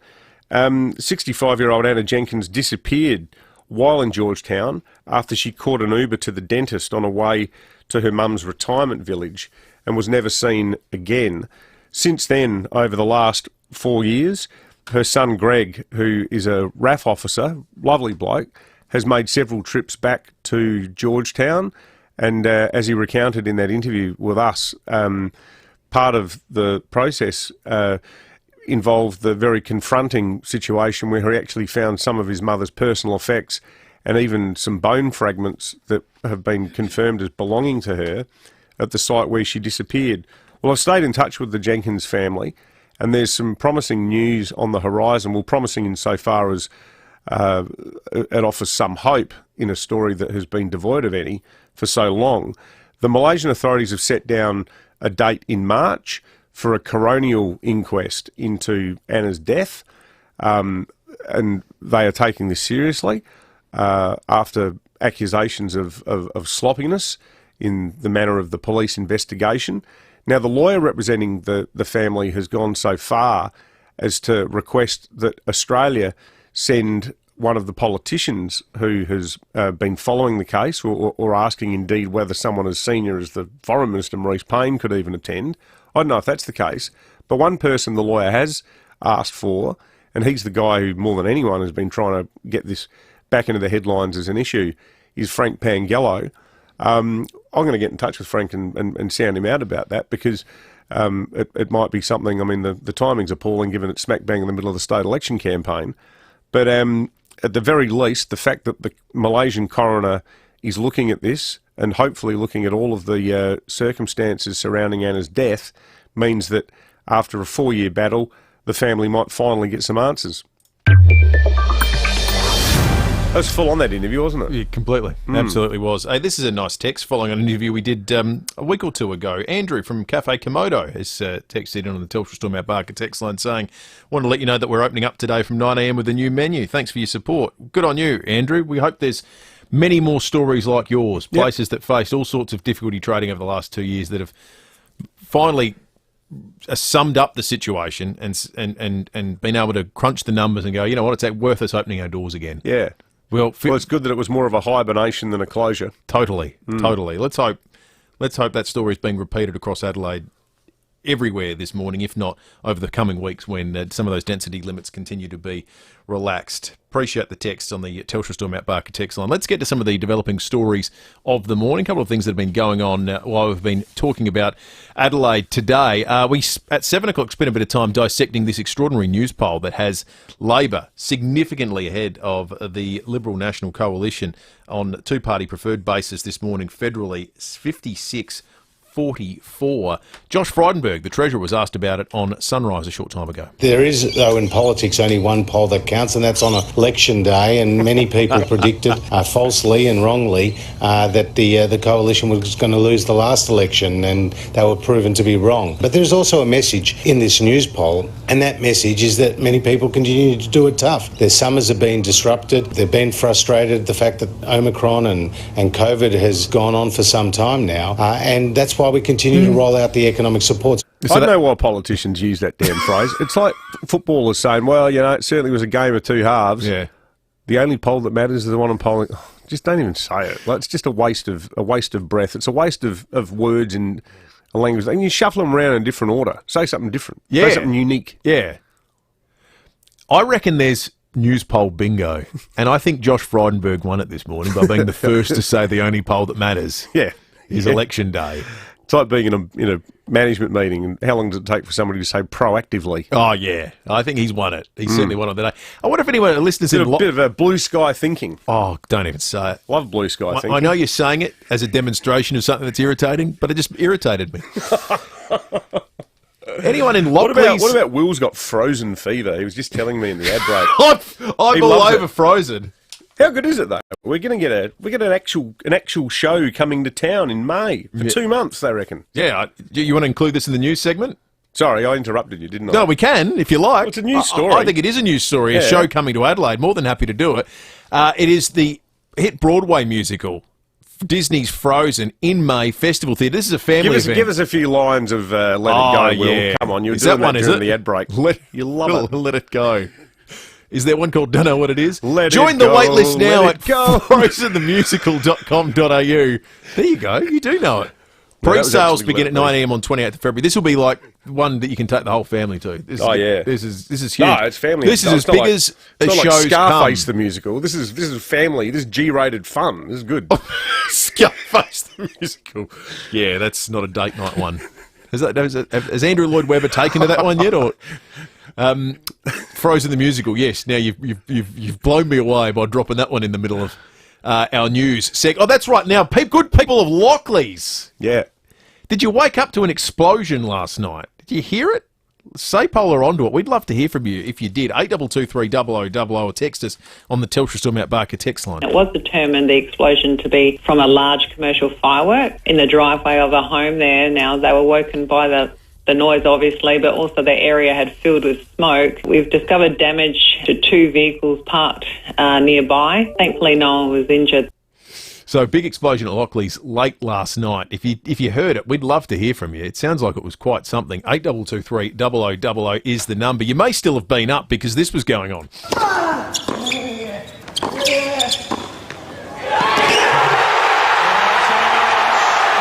It's the miracle in Melbourne. I still can't believe he won. Yeah, well, we all, like idiots, went to bed too early. Nadal himself can't believe it. Well, I even don't know what to say, guys. For me, it's just amazing. No, being honest, 1 month and a half ago, I didn't know if I will be able to be back on the tour playing tennis again. And today, I am here in front of all of you, having this trophy with me. And you really don't know how much I fight to be here. I can't thank enough all the support that I received since I arrived here. You are just amazing. Thank you so much for the love and for the support. Popular winner with both singles finals being taken out by the good guys. It felt like Ash Barty and Rafael Nadal win, and they capped off an Australian Open marred by controversy with just great individual performances. I tell you what, though, that crowd, I almost felt sorry for Medvedev. There was no one there barracking for him. I reckon there might even been people in his own box who started barracking for Nadal. Like, it was extraordinary. I think that might be the case. Hey, clue number 4 we've got for our NT Now competition. Hoolaroo. Guess Hoolaroo. I think it might go off here. Clue number 4, first caller through, 8223 0055. Here it is. Clue number 4. I played at Steve Irwin's Memorial at Australia Zoo. 82230055. I played at Steve Irwin's Memorial at Australia Zoo. Who is it in Uluru? I tell you what, if you get it right now and you're the first caller through, it'll be you. All thanks to NT Now. Uluru weekended by private jet, direct from Adelaide. You get accommodation and touring. It's worth $4,000 this trip, departing February 25th. You can book it yourself at ntnow.com.au, or you can be like Matt and call in with a guess. Matt, good morning. Good morning. How you going? We're good, thanks, Matt. Has that clue helped you, mate? Yeah, I think so. I was actually thinking it was Archie Roach. Archie Roach. Archie Roach. Still touring? Yeah. I think so, and he's been around for a while. He's won 3 arias. 3 arias. Satisfies those criteria. Did he play at Steve Irwin's funeral? I'm going to say I have absolutely no idea, but let's say yes. Okay, you say yes. You're certainly hoping so. Will it to be true? Sorry, Matt. Sorry, it's Matt. not Archie Roach. That means we've got another clue coming up after 8:30. It's like the Open last night. It's going to the 5th. It's going to the 5th. Going to the 5th clue. Well, and here's the thing. It goes off. We've got one of these to give away every day, so there's no carryover champ situation. We're not going into Tuesday. No. It is going off in the next 30 minutes. This isn't Sale of the Century. This isn't Sale of the Century. You can't become the carryover champ. Exactly right. You don't get a diamond set memento from Bruce and Walsh. All right. Have any of our listeners got a diamond set memento from Bruce and Walsh? If you do, call us. Give us a ring. 822 My Uncle John won a Weber kettle on Sale of the Century. Is that right? Yeah. All right, let's change traffic. Do you have an existing BMW service inclusive package? We'll book your next day service at Glenelg BMW. Seeing a few delays around Dry Creek this morning. Cormac Road is closed at the level crossing with detours via Johansson Road and Churchill Road north to Grand Junction Road. Myrtle Bank got speeds reduced there for those intersection upgrade works. That's across Glen Osmond and Portrush Road. Does get pretty slow throughout the morning. And a few cameras about for the drive-in. George Street, Theberton, Hartley Road, Flinders Park and Military Road at West Beach. Clean is the new healthy at Guzmani Gomez Mexican Kitchen. No added preservatives, artificial flavours, colours or unacceptable additives. Burritos and bowls just $9.90 via the GYG app. Adelaide's most accurate traffic on 5AA. The Hospital Research Foundation Home Lottery is back and doubled the fun with 2 Scott Salisbury homes in Somerton Park to be won. Just moments from the beach. Both homes are fully furnished, absolutely stunning, and ready for you to live your dream mortgage-free.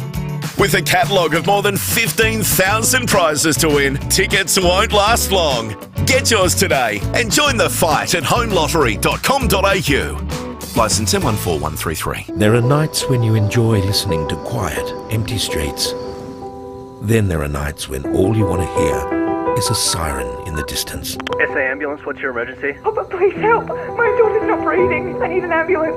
I'm organising. The Marshall government cut $11 million of ambulance service funding in its first 2 years, leaving our ambulance service in crisis. South Australians are dying for more ambos. Authorised L. Watkins Ambulance Employees Association of SA, Adelaide. Now, Aaron and the team at Hyundai Nailsworth don't think a test drive is good enough for you. They'd rather you took a life drive. Now, what that means, if you do what I've done a couple of times now, it's terrific. Head into Hyundai Nailsworth, pick any car you like and do life in it for an hour. Pick the kids up from school, go shopping, take a run up the freeway if you like, or take it home. Show it off to the family, make sure it fits under your carport, because that's what life is. Hyundai Nailsworth is the only dealer in SA that strictly sell brand new Hyundais, including the new Palisade. It's the ultimate getaway vehicle. I had a spin in it myself for a few days. It's fantastic. Perfect for growing families with all the safety features you need, a spacious interior, and it comes in 7 or 8 seats. So get into Hyundai Nailsworth and take a life drive. Only at Hyundai Nailsworth, 147 Main North Road, Nailsworth. The wait is over. Survivor starts tonight. Survivor's ready! Australian Survivor, Blood vs. Water. Starts 7:30 tonight on 10. Can't wait. Due to the pandemic, some products are temporarily missing from Coles. But in true Aussie spirit, we're doing everything we can to get things back to normal. So thanks for your understanding, because supporting each other is something we all value. Coles, value the Australian way. 9 News is the one that's always been live and local. 9 News, made in Adelaide for Adelaide. I heard my mama Check out Gliderroll Garage Doors' new Timber Look Native Series sectional doors, gliderroll.com.au. You're listening to 5AA Breakfast. David Penberthy and Will Goodings. 23 minutes after 8, big TV night tonight, certainly for Survivor fans. The new season returns, Blood versus Water, 7:30 tonight on 10 and 10 Play on demand. Survivor has always been an individual game, but this season, it's all about to change.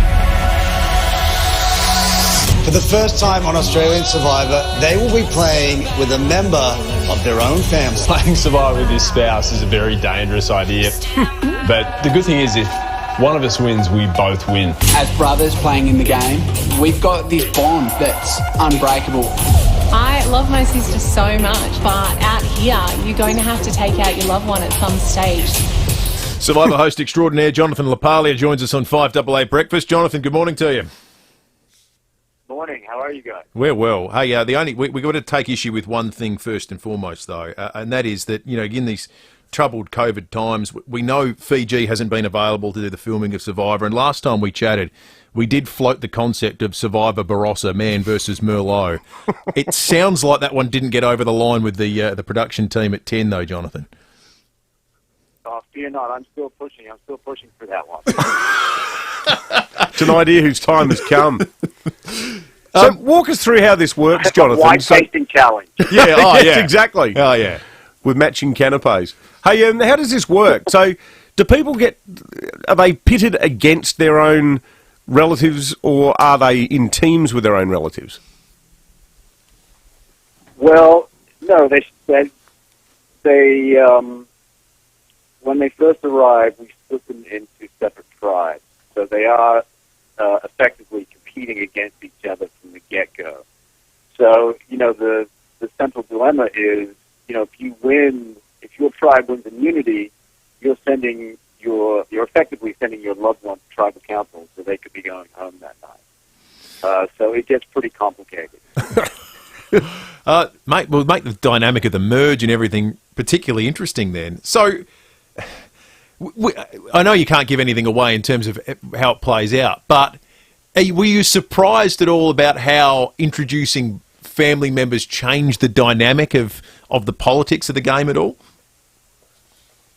It really does. It complicates an already complicated game. It's really a double-edged sword. I mean, on the one hand, it's an advantage to have someone in your pocket that you can trust 100%, right? Particularly in a game where, trust is in short supply. But at the same time, they know you extremely well. They know all your fears and weaknesses, and they can use that against you. And, there's only one winner at the end of this game, so at some point they have to turn against each other. So it's it gets really, really tricky. What was the sort of family dynamic that intrigued you the most out of the new castaways? I guess it was the siblings. There was a lot of squabbling with the siblings, which I guess is not that surprising, right? They're cramping each other's style. And this time you shot it in a place called Charters Towers, Queensland. What was the location like? I just watched the first episode. It really does look amazing on camera. It's quite different from our previous locations. A lot more water and a lot more vegetation. So it looks great. But it was hotter than the first Queensland location we did. It was unbelievably hot. In fact, we had a couple of players collapse at the end of challenges, and a couple of crew members collapsed from heat exhaustion. Do you reckon, Jonathan, now that things are starting to become a little bit more manageable on the Omicron front, that you'll be resuming overseas locations for Survivor Australia? I don't know where they're at with it. I think that's always on the table. Certainly, COVID has really curtailed that. But if that becomes more manageable, then I'm sure that's something they would consider. But we've had a great time shooting in Australia and Queensland. Well, Jonathan, we look forward to it all starting tonight, seeing how these family bonds hold up under, in the crucible of of Survivor. Appreciate your time this morning. Oh, thanks for having me on. Cheers, guys. Jonathan LaPaglia, host of Survivor. How would you go with your sister? Do you reckon? We'd go really, on a reality TV show where you in a highly competitive environment. No, Beck and I should go on MKR.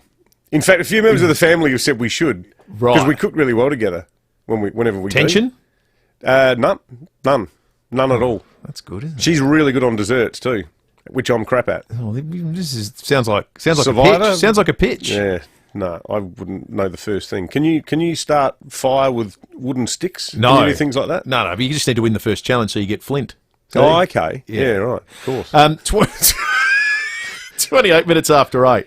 Don't break in a song again, will it? I want another version of Let It Go during the news break. You stick to Frozen, I'll do Survivor. 28 minutes after 8. Right now, SA Ambulance Service has never been busier. 000 ambulance emergency.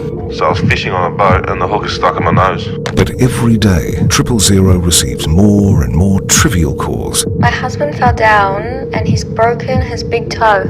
stopping them from getting to the real emergencies. I've got a really bad jaw pain from brushing my teeth too hard. For non-emergencies, visit the Health Direct website and save 000 for when it matters. If a new in-ground pool is on your family's radar, do the wise thing and talk to Rainwise Pools. Wise, because Rainwise Pools are a family-run and operated business with strong family values at the core of everything they do. Wise, because Rainwise Pools have won multiple awards here and nationally. Wise, because Rainwise Pools offer a 30-year structural and the new Claw Shield technology on all fiberglass pools. Be pool wise. Visit rainwise.com.au. 2021 Fiberglass Pool Builder of the Year. 5AA Breakfast is streaming live right now. To watch, simply head online to 5AA Facebook or search 5AA on YouTube.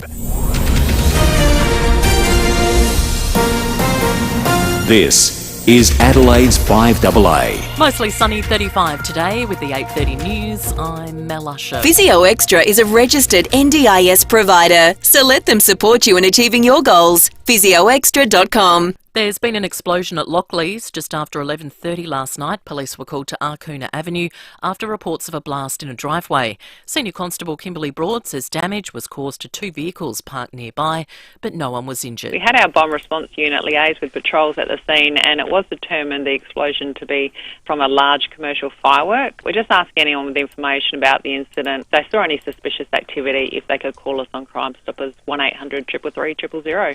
Essential supplies are being flown to Coober Pedy, which has been cut off by floodwaters.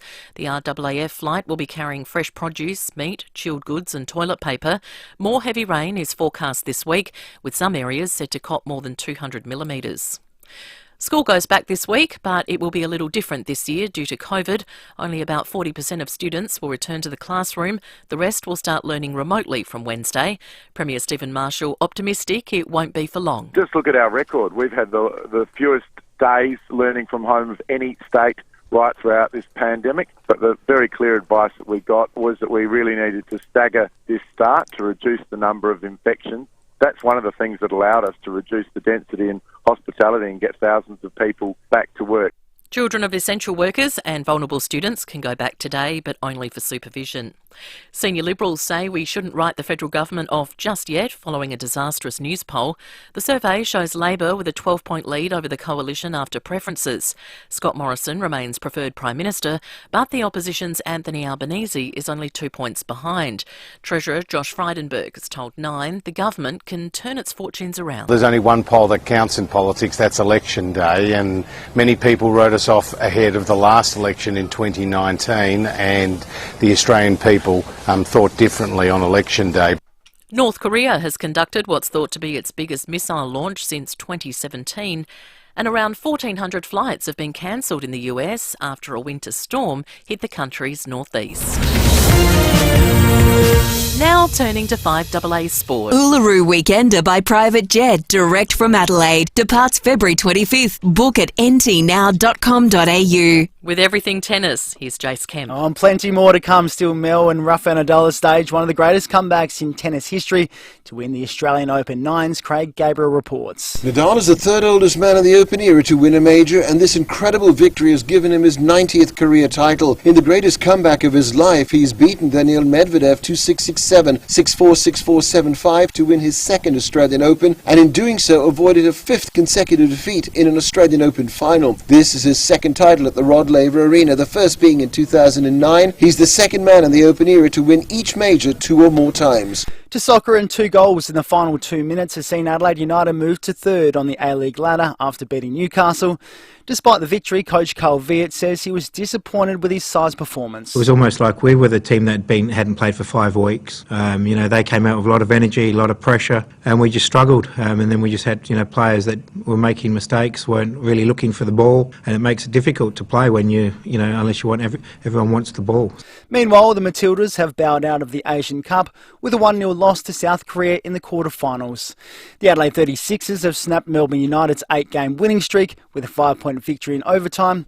Well, lastly, Kansas City currently lead the Bengals 21-10 in the NFL Conference Championship. And that's the 5AA Sport. Now checking 5AA traffic. Do you have an existing BMW service inclusive package? Book your next day service at Glenelg BMW. At Erbray, got a broken down car causing heavy delays. It's on Fullerton Road at Crossroad heading inbound. Avoid it if you can today. Davern Park got a smash on Wammer Road near Peachy Road. At Dry Creek, Cormac Road is closed at level crossing there. Got detours via Hanson Road and Churchill Road North. And busy today, Brighton Road, Cudmore Street to Pearce Street with a camera Adelphi Terrace, Glenelg North. Reboot your weight loss goals in 2022 with WW's new personal points program.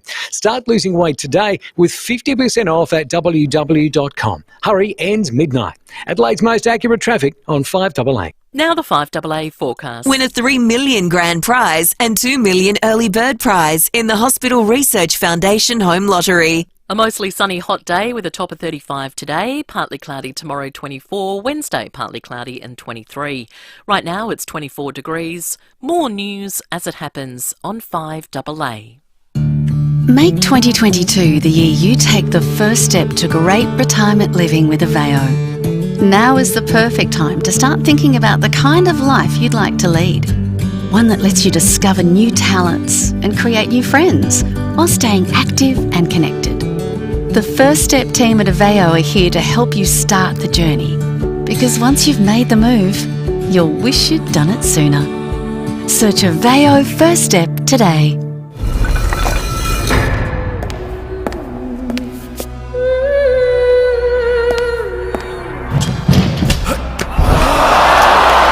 It's about me. She's like dying.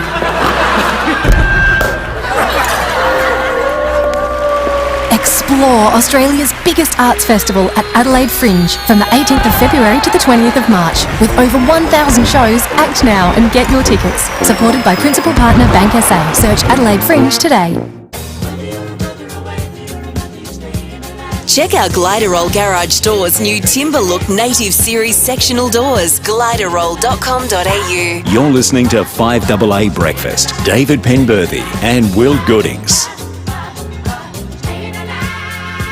24 minutes to 9. David Koch coming up very shortly, the host of Channel 7 Sunrise program. We'll talk to him about the Reserve Bank meeting tomorrow. When does he think interest rates are going to rise? They are rising. Is it going to be this year, early next year, late next year? Aside from what it means for the family budget, what does it mean for this sort of very laid-back attitude we've had to public money, government money, over the last 2 years? Well, we've been saying, money's never been cheaper. Yeah. Changes the conversation completely. Does it ever?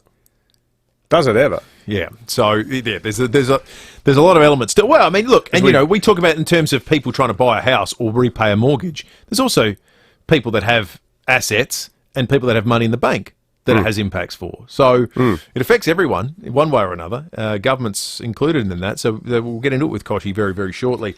What it won't affect is your ability to enjoy a wonderful trip to Uluru thanks to NT Now on your private jet.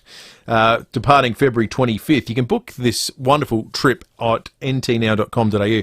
Worth $4,000. We have 5 of them to give away over the course of the week. We've given you 5 clues to guess Uluru this morning. all pointing to a Australian musician. We've had 4 incorrect guesses. We have to give this away before 9 o'clock. So there's 22 minutes exactly. Surely it will. In which to give this away. We're going to try and do it right now. The 5th clue, and remember, we take the first caller through. First caller through gets to guess. The 5th clue is, I wrote the song True Blue, which was on my album titled Mally Boy, released in 1986. 8223 0055. First caller through right now. Get that right, you are flying in a private jet to Uluru. And it's not Madonna. It's not Madonna. She had an album called True Blue. Is that right? Yep. No, this one's called Mally Boy. Okay. Geez, I'll feel like a heel if someone guesses Madonna. Chris in Clarence Gardens is called in. Morning, Chris. Yes, good morning. You feeling confident, Chris? Somewhat. Have you heard all the clues, Chris, or did that one just give it away? No, I didn't actually hear that one, but I've heard the last 2. Okay. Oh, that makes things interesting then. All right. Chris, who do you think it is? John Williamson. John Williamson. Well, let's think about it. Has he won 3 arias? Yes. I reckon he has. Yep. And he was definitely at the Steve Irwin Memorial. I reckon he may have had a song called True Blue. John Williamson. Yeah, Chris, you are off to Uluru thanks to NT. Now, you're going to love this. This is just an awesome trip. You fly direct, you fly private, private jet, February 25th, and your accommodation tours are taken care of. You're going to have a cracking time. Chris, have you been to Uluru before? Yeah, once when I was a rugby player many years ago. I was 17 years old. Did you go on a private jet, though? Definitely not. It was a bus with 20 other blokes who stunk. Hey, have you ever been on a private jet, Chris? Yeah, in the mines. Oh, of course, you probably would have been for the old FIVEaa. Yeah, that's right. I think this will be a bit different, though. You don't have to be wearing the high vis and, as you say, sitting there with smelly blokes. It'd just be you and your partner, whoever you take, just having the time of your lives. That's fantastic. That's fantastic. Hey, you have a great trip, Chris. Thank you very much. Well done, mate. We have 4 more of these trips to give away, so don't worry. So the beauty is now people have listened. You've got your sense of how it works. You can win every time a clue's given away. Just need to be the first caller through. We give them away every half hour from 6:30 each and every morning on the show. So there's still $16,000 worth of holiday that's going to be given away on FIVEaa Breakfast before Friday.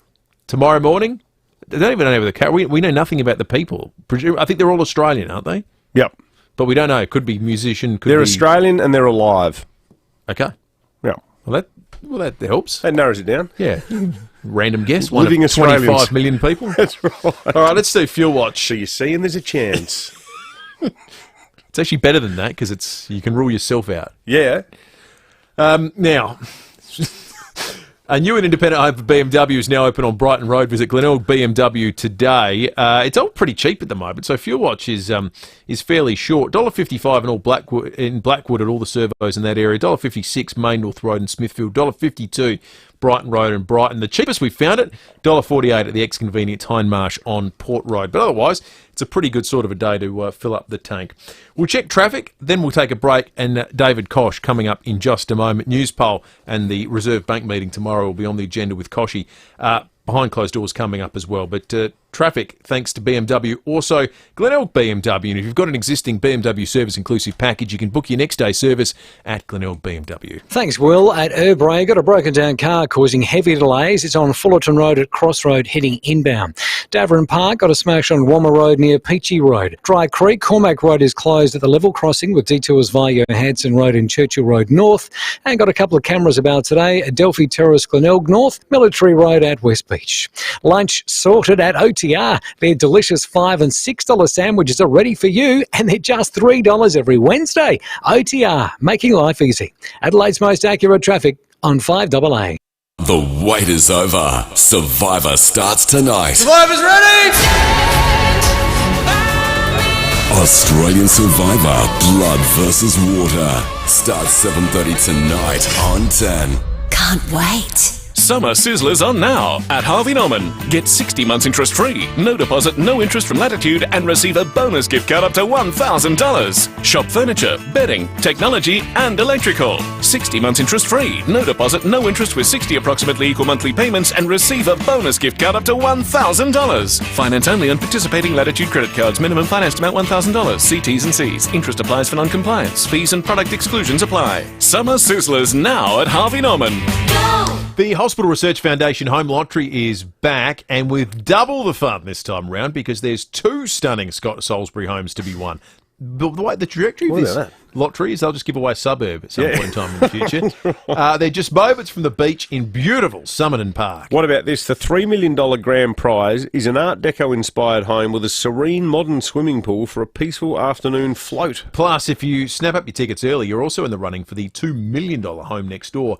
Grill up a storm in the ultimate outdoor entertaining alfresco. And on top of that, both homes come fully furnished, ready for you to live mortgage-free. Safe to say you could kick your feet up for a while. Yeah, it certainly could. And best of all, when you purchase a ticket in the Hospital Research Foundation Home Lottery, you join the fight for world-leading research, improved treatment and vital healthcare services in our community.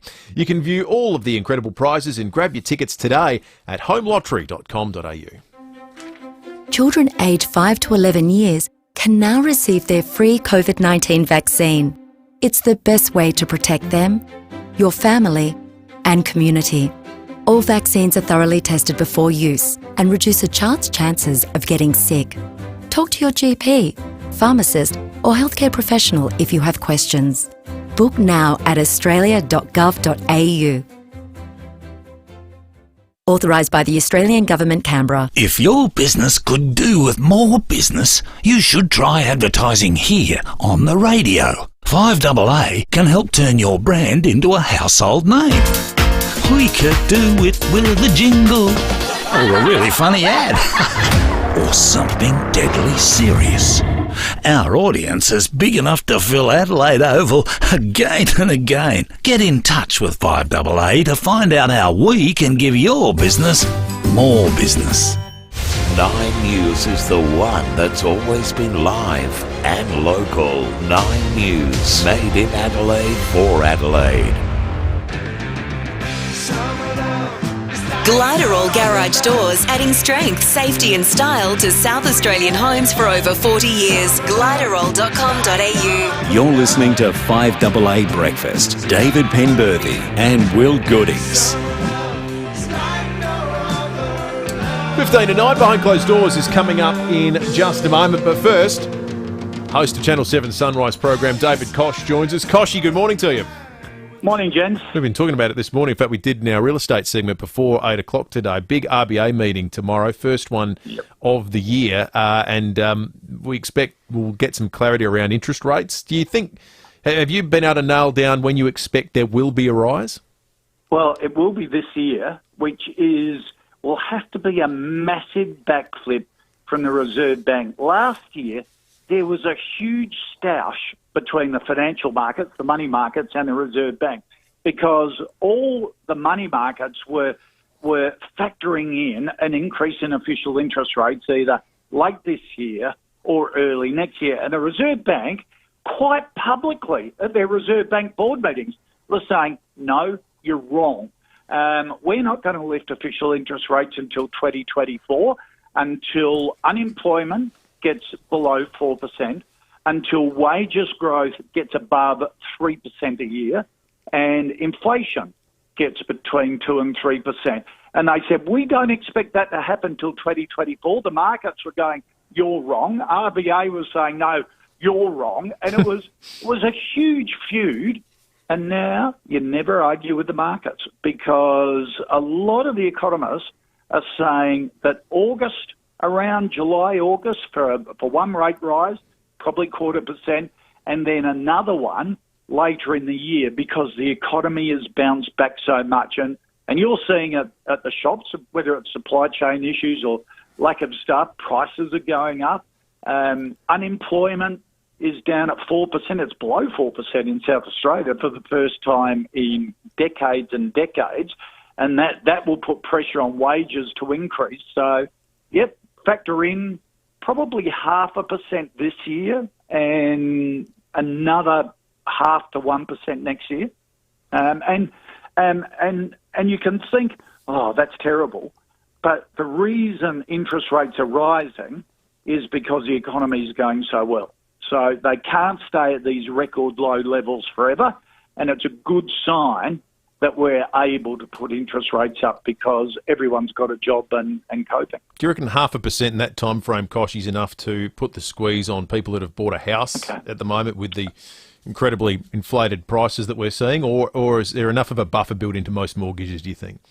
Well, the banks have been forced to build into that buffer because when they've been assessing you for a loan, they have been assessing you based on your ability to pay an extra 2%, an extra 2% interest rate on top of what rates are now. Right. So they've in assessing whether you can cope, they've built that in. Now, it's easy for them to do it, but when it actually comes and we have to make the decision, we can't go out for that extra meal a week, or we can't have a flash overseas holiday, we've got to go to Victor Harbour or Noarlunga, that's the decisions of and how it will affect people, and that will upset a lot of people, I think. Looking at the news poll this morning, Koshy, devastating result for the PM. Do you think that he's cooked? The last polls showed it's got. I've both in America and here, I've lost faith in polls after the last few elections, but it looks pretty grim. That's for sure. On a day where Treasury put out a report and said household savings, so the amount that the average household has in the bank, is at record levels, and the amount businesses have in their business account is at record levels. It shows this, while we've gone through the pandemic well from an economic and financial point of view, the fact that our lives have been disrupted so much, can't go and visit family, can't travel anywhere, rules change all the time on how we send our kids to school or we go to the pub or a restaurant. I think that frustration is showing through to everyone, and that's being reflected in the polls at the moment. So it's going to be a hard road for them to come back, I reckon. And Kochi, we had your CEO, Matthew Richardson, on the show last week after Australia Day and after Carl Amon addressed the playing group down at Alberton. I know some people have said this is some sort of woke AFL conspiracy, but as Matt said to us, this is something that's sort of come from the players and indeed Indigenous staff. It doesn't feel like this issue is going to go away, does it? It doesn't. And it was driven by our players. And remember, we hold the record for the most Indigenous players playing for a team at any one time on the field. We have award-winning Indigenous education programs for Indigenous youth that's led by our community team, and our players are very much involved. So it's something really dear to our heart. And my personal view is that Australia Day is a day for us to celebrate and be grateful for the country we live in. Because, yes, we can whinge and we can moan and all that sort of, compared with the rest of the world, we live in paradise. And that's the reality of it. And if there's a segment that isn't happy, that it clashes, and I can understand the view from our Indigenous players and our club, well, then just change the day. Australia Day was only fixed on January 26th in the mid-90s. When I was growing up, it was always the last Monday in January. So you got a long weekend. So it hasn't been fixed on January 26th for generations. It's only a recent thing. So let's find a date that we could all celebrate and has a lot of goodwill attached to it as well. David Koch, the host of Sunrise on Channel 7, always great to catch up, mate. We'll do it again next week. Good on you guys. Thank you. 8 minutes to 9. Lots of texts coming through on the Telstra Storm Outback text line. Good one on the issue of interest rates. And this is a point we made a little bit earlier in the program. Interest rates going up help self-funded retirees. It is not bad for everyone. It affects everyone is affected one way or another. That's right, and not everyone is affected negatively by the increase in interest rates. That, as Koshi said, all the expectations are now will take place at some point this year. We'll learn more about it tomorrow. Now we've got behind closed doors coming up, and you've got a headline coming. Yes, both of those things are about to happen. Okay, excellent. Excellent. Let's go behind closed doors. Thanks to Aussie Fast Transport Solutions, interstate freight distribution, warehousing, and local Adelaide couriers. Call Aussie Fast 13 13 64. And when we get behind closed doors, 5AA Weekend Breakfast with Mike Keelan and Angie McBride. Yes, that is us. And the number is 8223 0044. Where did I get that from? Right. I think I was just getting confused because of the number of the old building, which was 20 years ago, Mark. Oh! Yeah, it's difficult to move on sometimes, Ange. Well, we'll move on now, Mark, all without giving out the real phone number.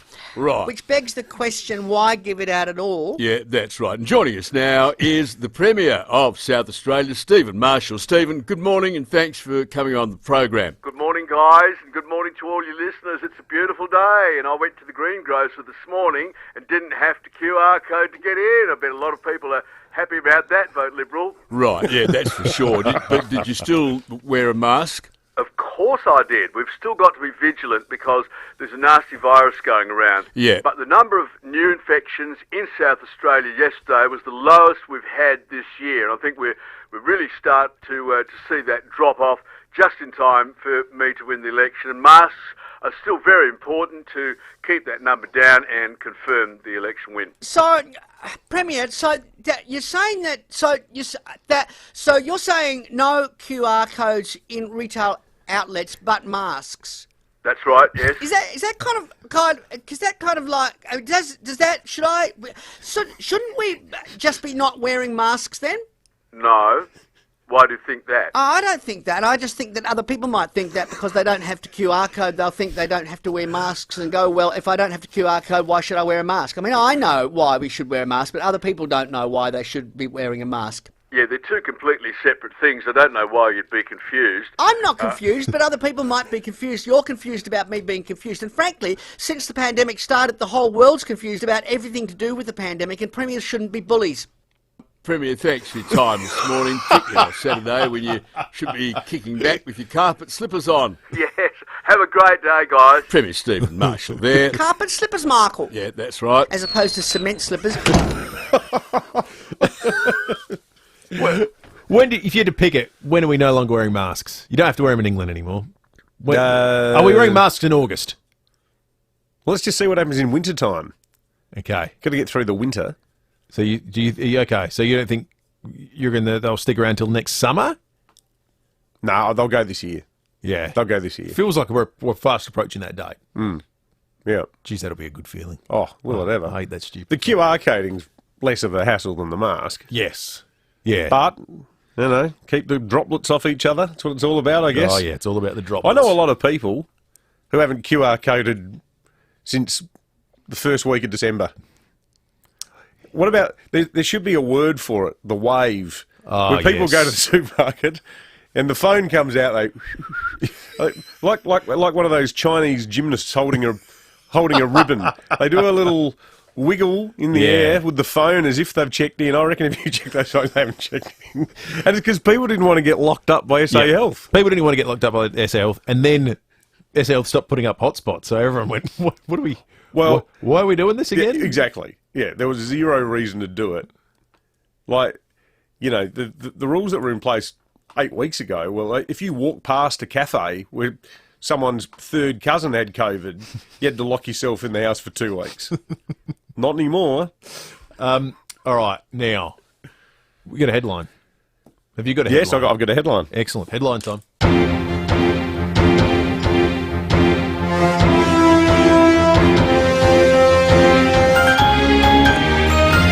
It's not a race. ScoMo dismisses shock news poll result. It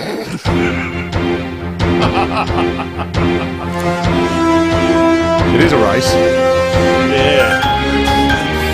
The other one was, I don't hold the news poll, mate. It's not a good sign that he has so many readily available catch cries to sort of use for mocking purposes, is it? Like I don't hold those, mate.